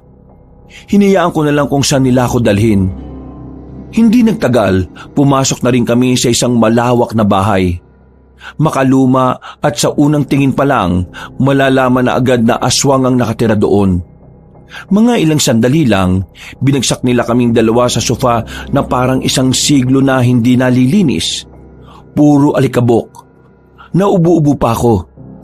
Si Tanoy naman ay natataranta. Pero agad din naman kaming nilagyan ng tali para hindi kami makaalis. Ito ang magiging bahay nating dalawa, Dada. Bubuo tayo ng pamilya dito. Kaya sana, kahit simple lang ang bahay natin magustuhan mo pa rin, ha? Ang mahalaga naman, di ba, magkasama tayong dalawa. Ano? Bubuo ng pamilya?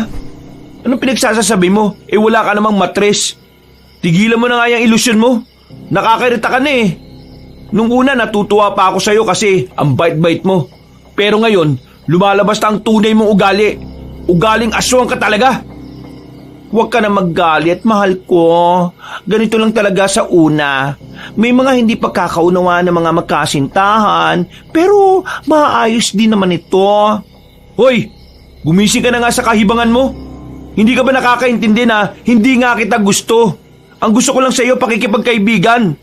Hoy, gumising ka nga sa kaibigan mo.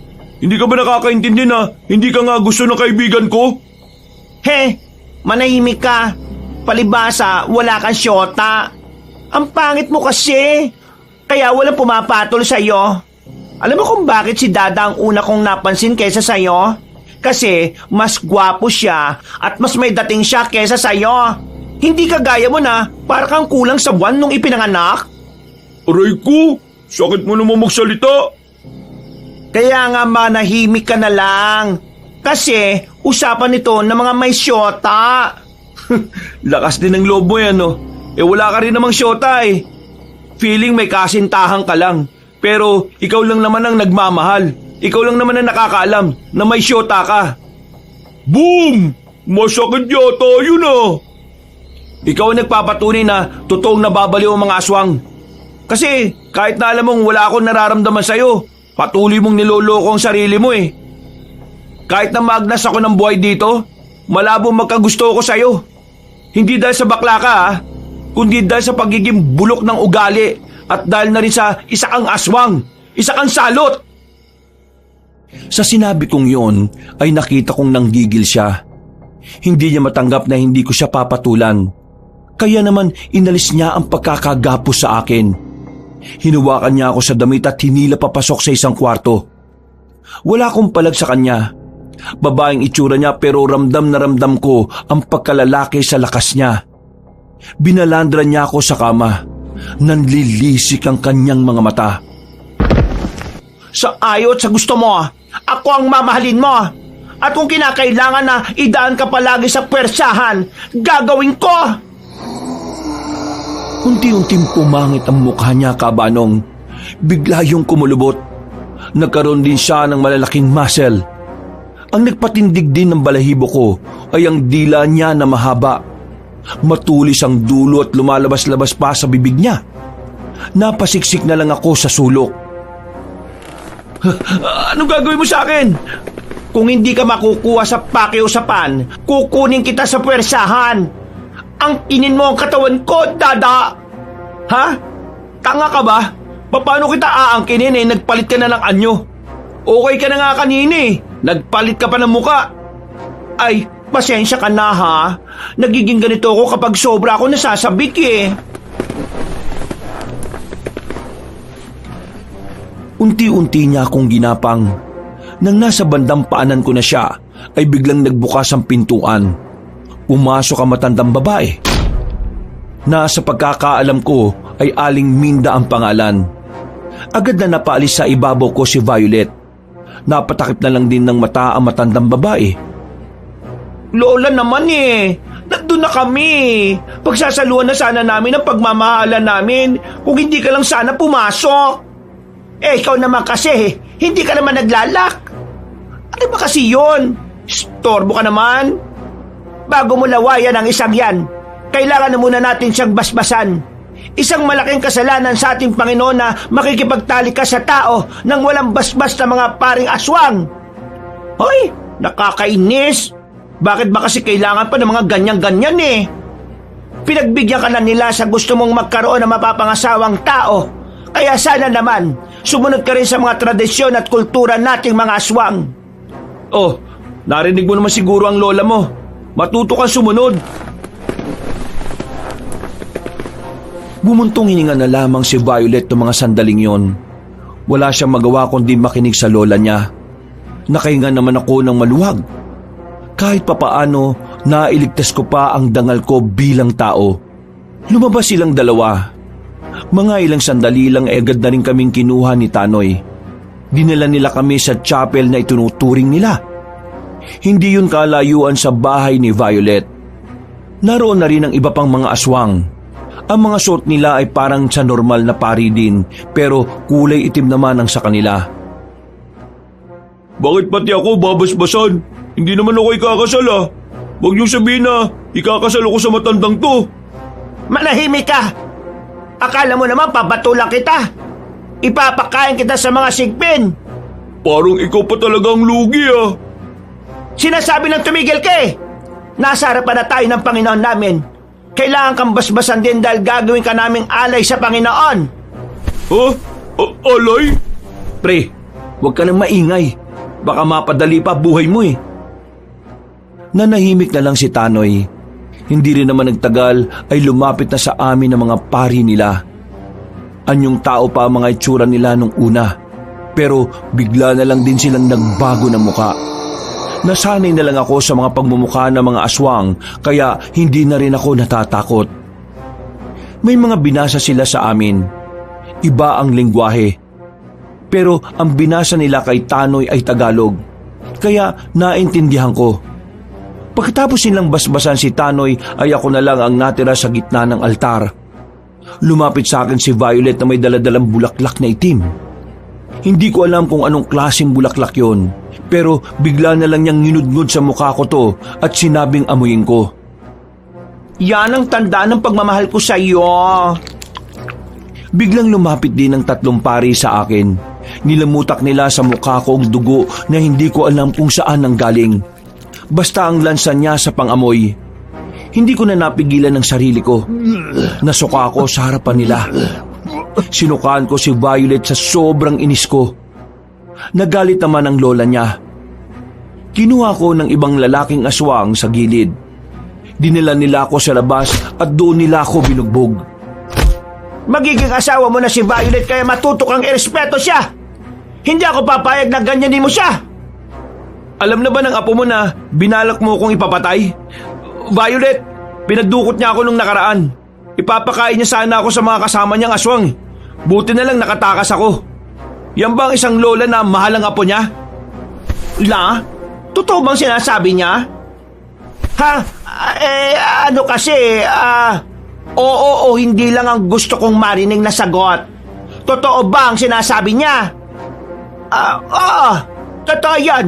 Gusto ko lang naman kasing turuan siya ng leksyon sa ginawa niyang panloloko sa iyo. Turuan ng leksyon? Paano kung napatay mo siya? Ano na mangyayari sa kwento ng pag-ibig ko? Wala na. Magiging malungkot na ang beauty kong ito. Apo, pasensya ka na. Pero kailangan ko talagang gawin yan. Ang sabihin mo na lang, hindi mo talaga tanggap si Violet. Unwari ka lang na mahal mo siya pero ayaw mo sa kanya kasi bakla siya. Manahimik ka! Huwag mong sirain ang kaisipan niya. Apo, nilalason lang niya ang utak mo para mag-away tayong dalawa. Violet, tingnan mo ang ginawa niya sa akin. Pinagbugbog niya ako. Kung wala ka ngayon, pinalapa na naman niya ako sa mga aswang na yan. Isipin mo nga, gusto mo akong mapangasawa pero may ganyan kang lola? Lola, hindi ko inakala na magagawa mong pagtangka ng buhay ng aking mahal. Paano kita isasama sa kasal ko kung iniisip kong anumang oras may gagawin kang masama sa kanya? Lumayo kayong lahat sa kanya. Walang hahawak sa kanya. Ang sino mang manakit sa mahal ko, malalagot sa akin. Apo, hindi na ako makikinig sa iyo, Lola. Alam ko naman na una pa lang, ayaw mo na sa akin kasi bakla ako. Kasi ang gusto mo ay maging prinsipe ako. Pero sa hindi inaasahang pagkakataon, ako ay naging isang prinsesa. Hindi totoo yan. Huwag kang maniwala sa sinasabi ng lalaking yan. Anak yan ng mortal nating kaaway, Apo. Hindi kayo maaaring magsama. Papatayin ka lang din ang ama niya. Oh, kita mo na? Lumabas din ang totoo. Ayaw mo maging masaya ako? Makinig ka sa akin. Gumising ka. Lumayo kayong lahat. Biglang lumapit sa akin si Violet at hinigit ang braso ko. Hindi lang niya ako palabas sa kapilya nila. Sinundan naman kami agad ng mga nasa loob. Apo, saan kayo pupunta? Lalayo kami sa inyo.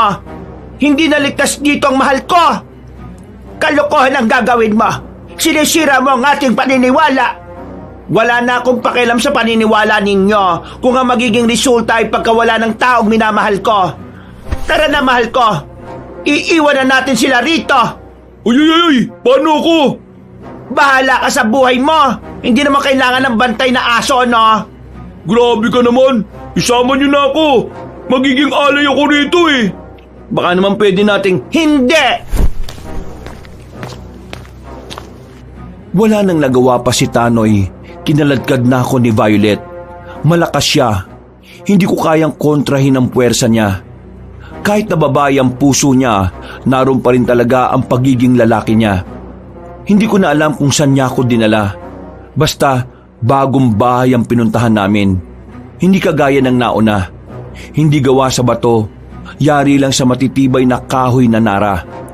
Pinapasok niya ako sa loob. Hindi na niya ako tinalian. Sinarado niya ang lahat ng pwede kong malabasan. Anong lugar to? Bahay ito ng aking ina. Ligtas ka rito. Hindi ka nila makukuha rito. Hindi ba nila alam to? Alam nila. O hindi mapupuntahan nila tayo rito? Basta, ligtas ka rito kasi ako ang kasama mo. Bakit mo ba ako gusto? Ano bang meron sa akin na wala si Tanoy? Marami. Hindi ko mabilang kung ilan. Violet, alam mong hindi kita gusto, di ba? Nasabi ko na sa'yo nung una pa lang. Oo, alam ko yon. Alam kong yung mga sinabi mo kanina ay para lang malaso ng utak ko. Pero hindi yun nangyari. Ha? Kung ganun, bakit mo ko dinala rito? Kung hindi ka naman pala naniniwala sa mga sinabi ko kanina. Gusto lang kitang ilayo sa kanila. Kasi may punto ka naman talaga sa mga sinabi mo eh. Hindi ako gusto ni Lola. Binibigay niya lang ang mga gusto ko ngayon kasi meron siyang kailangan. Kailangan? Ano? Narinig ko na sinabi niya, sa araw ng kasal nating dalawa, sa oras na ipapainom na nila sa atin ang dugo ng karunungan, hahaluan nila yun ng brosas. Anong brosas? Kay brosas? Ang brosas sa isang uri ng likido sa aming mga aswang na nagpapabuhay ng pagkalalaki. Kapag pinainom nila sa akin yon, makakalimutan ko ng ako ay may pusong babae. Kaya naman siguradong kapag nangyari yon, ako na lang din ang madedehado. Lahat ng pinaghirapan ko para makuha ka ay masasayang. Ano nga ang kailangan niya sa'yo? Ang kailangan niya sa akin, ang pagiging lalaki ko. Kailangan niya akong gawing lalaki para may mamuno na sa lahi namin sa oras na mawala siya. Akala ko naman kung anong kailangan niya sa'yo. Nag-isip pa ako. Bigla siyang lumapit sa akin at hinuwakan ng kamay ko. Parang nangingislap ang mga mata niya. Pinipisil-pisil niya pa ang palad ko. Dada, mamahalin kita hanggang sa dulo ng walang hanggan. Kaya sana matutunan mo rin akong mahalin balang araw. Violet, alam kong may kabutihan pang natitira dyan sa puso mo. Kaya sana, yun na lang ang pairalin mo. Kabutihan? Walang magagawang kabutihan kung patuloy tayong hindi magmamahalan. Violet naman, makinig ka sa akin. Hindi nga kita kayang mahalin eh. Mali mo naman, balang araw. Wala nang balang araw. Kasi hindi na tayo aabot doon bilang magkakilala. Ha? Ano sinasabi mo? Sinasabi mo ba sa aking mawawala ako? Papatayin mo ako? Papaslangin mo ako bilang asawa mo? Violet, Sinasabi ko na nga ba eh. Ginagamit mo na naman ako eh. ang bihira. Tinupak na naman ang isang ito. Nanlisik na naman ang mga mata niya, kabanong. Hinawakan niya ako sa kwelyo at binalibag ng malakas sa pader. Masakit man ang tumama akong likod ay agad pa rin akong bumangon. Hindi ko na alam ang gagawin ko ng mga sandaling yon. Wala akong malalabasan. At sa puntong yon, ramdam kong sagad na ang pasensya niya. Masyado mo na ako niloloko, Dada. Hindi ko na kayang ginagawa mong pang-aabuso. Anong pang-aabusong pinagsasasabi mo dyan? Hindi nga kita gusto eh. Paano kita inabuso? Ngayon, mas mabuti pang kainin na lang kita kaysa makain ka pa ng iba. Ako lang ang titikim sa linamnam mo, Dada.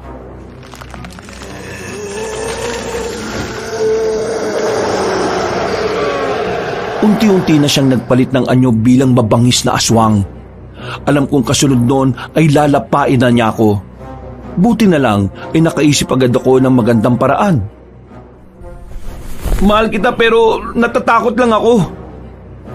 Sa sinabi kong yun, biglang nagbago ang ihip ng hangin. Bumalik sa dati ang itsura niya. Nakita ko na lang nang ngumiti siya ulit. Pero sinamantala ko ang pagkakataong yun. Nung lumapit siya sa akin, sinipa ko siya sa pagitan ng kanyang mga hita. Natatakot ako sa mukha mo! Habang namimilipid siya, tumakbo ko papunta sa kusina. Kukuha sana ako ng patalim pero nakita ko may bintana doon. Binasag ko yon at dahil kasya naman ako ay agad-agad akong lumabas. Bininisan ko ang takbo ko. Kahit na hindi ko alam kung saan ako papunta, ay hindi ako tumigil. Sa kakatakbo ko ay nakabalik na ako sa unang bahay na pinagdalhan sa akin ni Violet. Nilagpasan ko yon, pero laking gulat ko nang biglang nasa harapan ko na siya kaagad. Hindi mo ako matatakasan, Dada. Kakainin na kita ng buhay. Tutal, ayaw mo naman akong kainin sa honeymoon natin. Mahal naman talaga kita eh. Wala ka na maloloko, Dada. Hindi na kaya ng pasensya ko ang kalokohan mo. Kaya humanda ka na ngayon.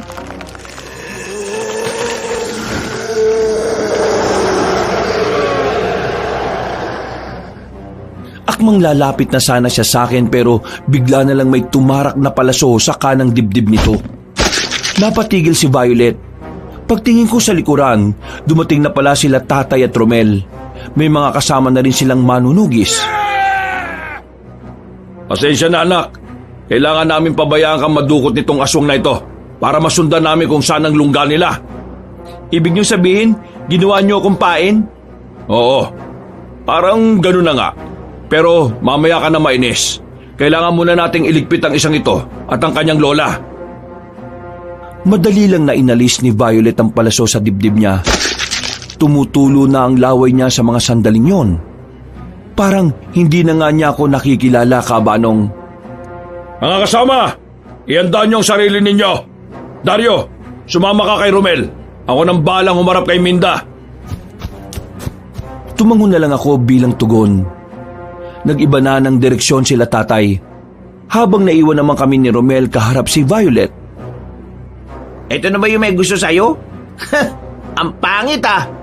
At sino ka naman para makialam sa away namin mag-asawa? Ano? Away na mag-asawa? Huwag mong intindihin yan. Naiibang na ang isang yan. Hindi nagtagal, gumapang na rin ng mabilis si Violet papunta sa amin, na parang wala itong galos na tinamo dahil sa palaso. Sinubukan niya akong dakmain, pero humarang si Romel gamit ang itak nito. Hinataw niya si Violet ng itak at tinamaan naman yun sa bandang leeg.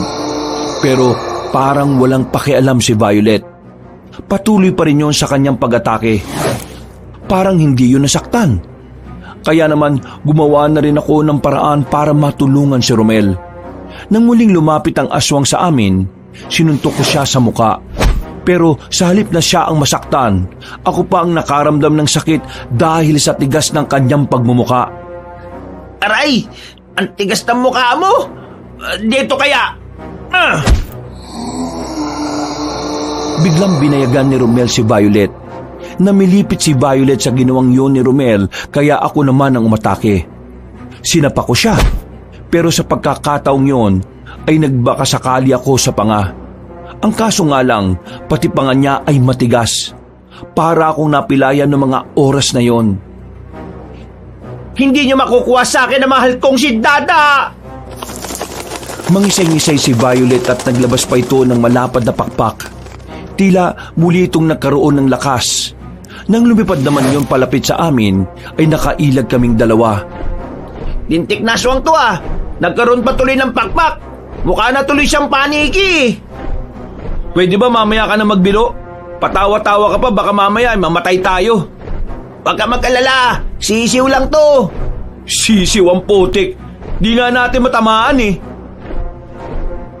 Tumayo ulit si Romel. Bumuntong hininga na muna siya at saka ngumiti. Para siyang siraulo. Hindi ko maintindihan kung bakit parang ang saya-saya niya pa sa nangyayari. Nang muling lumipad palapit sa amin si Violet, hinataw yun ni Romel na malakas. Nung una, akala ko hindi niya tinamaan. Pero nakita na lang namin si Violet na biglang sumadsad sa lupa. Pagbangon niya, tumatagas na ang dugo mula sa leeg nito. Hindi to maaari! Hindi ako pwedeng mawala! Paano ka na, mahal kong Dada? Huwag ka mag-alala! Ako nang bahala kay Dada! Ikaw, magpahinga ka na! Anong sinasabi mo? Ikaw na ang bahala? Aagawin mo sa akin ang Dada ko? Magiging mag-asawa na kayong dalawa habang wala ko? Isa ka palang kabit! Sabi ko naman sa'yo, siraulo yan eh. Buti na lang talaga, hindi kayo nagkatuluyan eh, ano? Kasi kung nagkataon, pangit magiging anak ninyo. Baliw ka ba? Pinagsasabi mo dyan. Hindi nagtagal, bumagsak na rin sa lapag si Violet. Nakilang ulit pa siyang umubo. Nakatingin pa siya sa akin bago tuluyang pumikit ang mga mata. Kahit na papaano, naawa ko sa kanya. Pakiramdam ko kasi may kabutihan pa rin naman sa puso niya. Pero mali lang talaga siya ng pagkakaunawa sa salitang pag-ibig. Marahil hindi siya naturuan ng tamang kahulugan kung papaano magmahal. Tara, puntaan na natin ang tatay mo. Nagsisimula na ang labanan doon. Tumakbo kami paalis. Pagdating namin kina tatay, nakita naming magkaharap na sila ni Aling Minda. Sa puntong yon, nakita kong sugatan na ang matandang aswang. Pero patuloy pa rin itong nakatayo. Tay, ayos ka lang? Oo, ayos lang naman ako.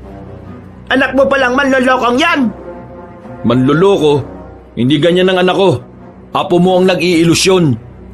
Pinirahan niya ang apo ko! Tinanggap niya ng tinanggap ang mga pinapadala tapos bigla niyang hindi pananagutan? Hoy, huwag kang gumawa ng imbento Binalik ko sa kanya ang lahat ng binigay niya. Si Violet ang masyadong mapilit kahit na ayoko sa kanya. Ayaw mo sa kanya kasi bakla siya! Sira ulo. Ikaw ang may ayaw sa kasarian niya, no? Hindi ako. Kaya ko siyang mahalin kung talagang siya ang para sa akin.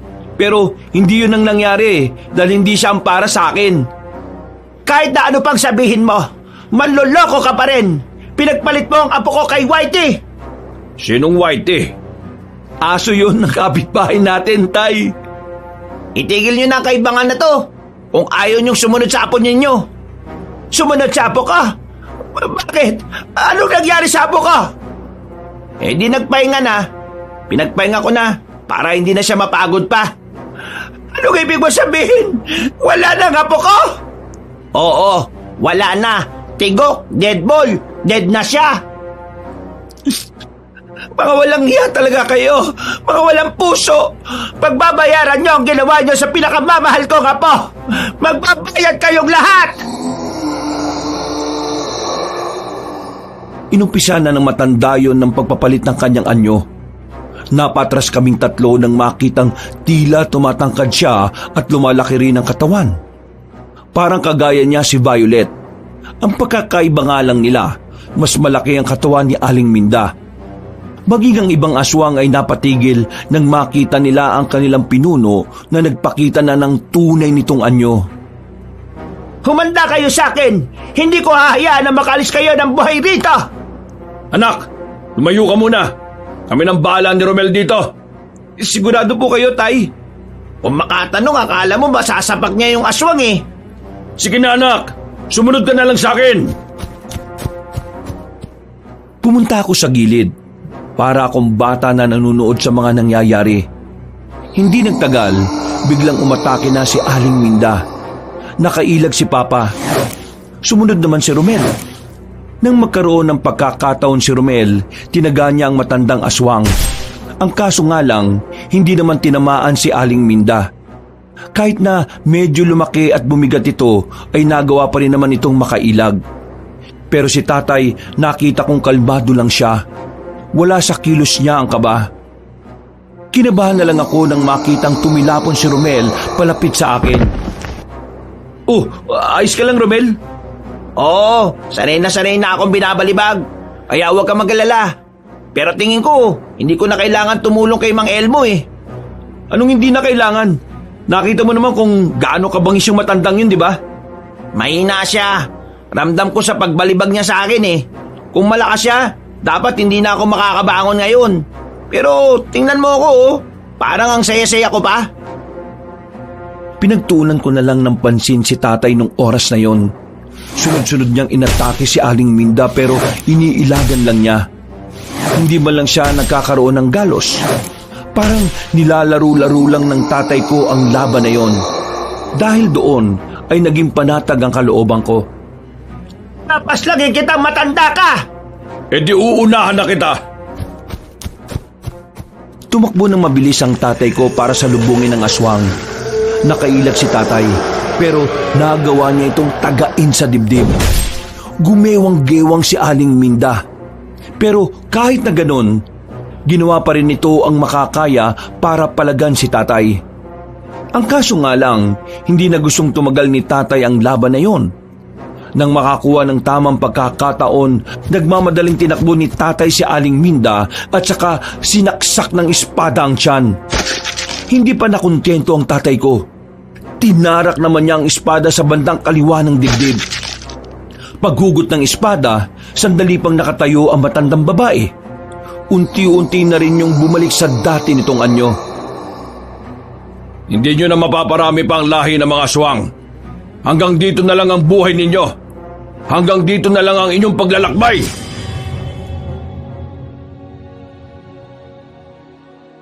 Wala nang salitang lumabas pa sa bibig ni Aling Minda. Tuluyan na itong nalagutan ng hininga. Agad naman kaming lumapit ni Romel.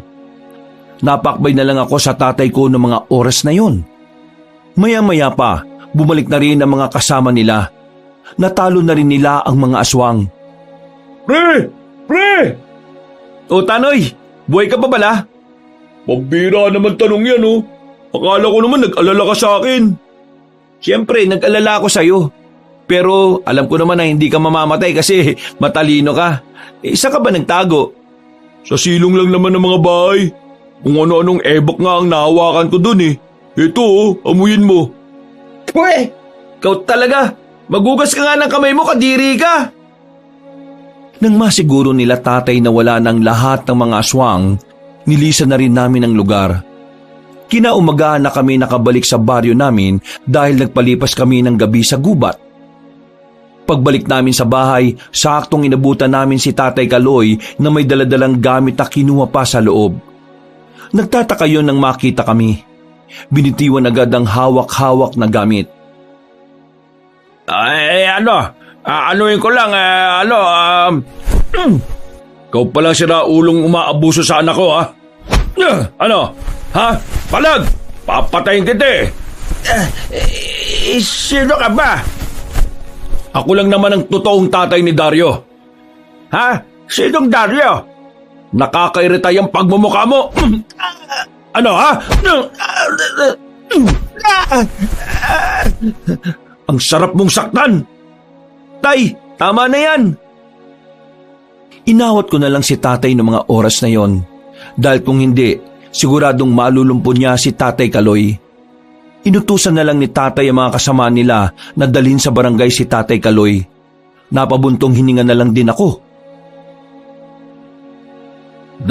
Pasensya ka na ha. Matagal ko nang gustong basagin ang mukha nun eh. Pero ngayon lang ako nagkaroon ng pagkakataon. Ang tagal kong wala sa tabi mo kaya ang dami mong dinaranas na hindi maganda eh. Tay, wala na yon. Ang mahalaga naman sa akin magkasama na tayo ulit. Wala na rin ang mga aswang. Makakapamuhay na tayo ng tama. Makakapagsimula na ulit tayo. Huwag kang mag-alala anak. Ngayong magkasama na ulit tayo, makakabawi na rin ako sa'yo. Gagawin ko ang lahat para maging tunay na ama. Pwede ba akong sumama sa pamilya nyo? Ako, pwede rin ba? Oo naman, pwede. Ang kaso nga lang mukhang mas lalo akong tatanda kasi 3 lalaki ang anak ko eh. Baka puro pa sira ulo. Nagkayakapan na lamang kaming 4 ng mga sandaling yon. Napuno ng tawanan ng bakuran namin. At mula noon, doon na nagsimula ang magandang samahan na nabuo namin. Kabanong wala na akong mahihiling pa nung magbalik ang aking ama. Kaya naman kahit na pumanaw na rin siya ng ilang taon nang nakalipas, maluwag ang kalooban ko na tinanggap yon. Sa buhay, minsan kailangan mo lang din talagang labanan ng mga hamon. Dahil hindi natin alam na baka malapit na pala tayo sa dulo ng ginhawa. Hanggang dito na lang po kabanong. Magandang gabi po sa inyong lahat mga kayanggaw at mga kabangers. Wakas.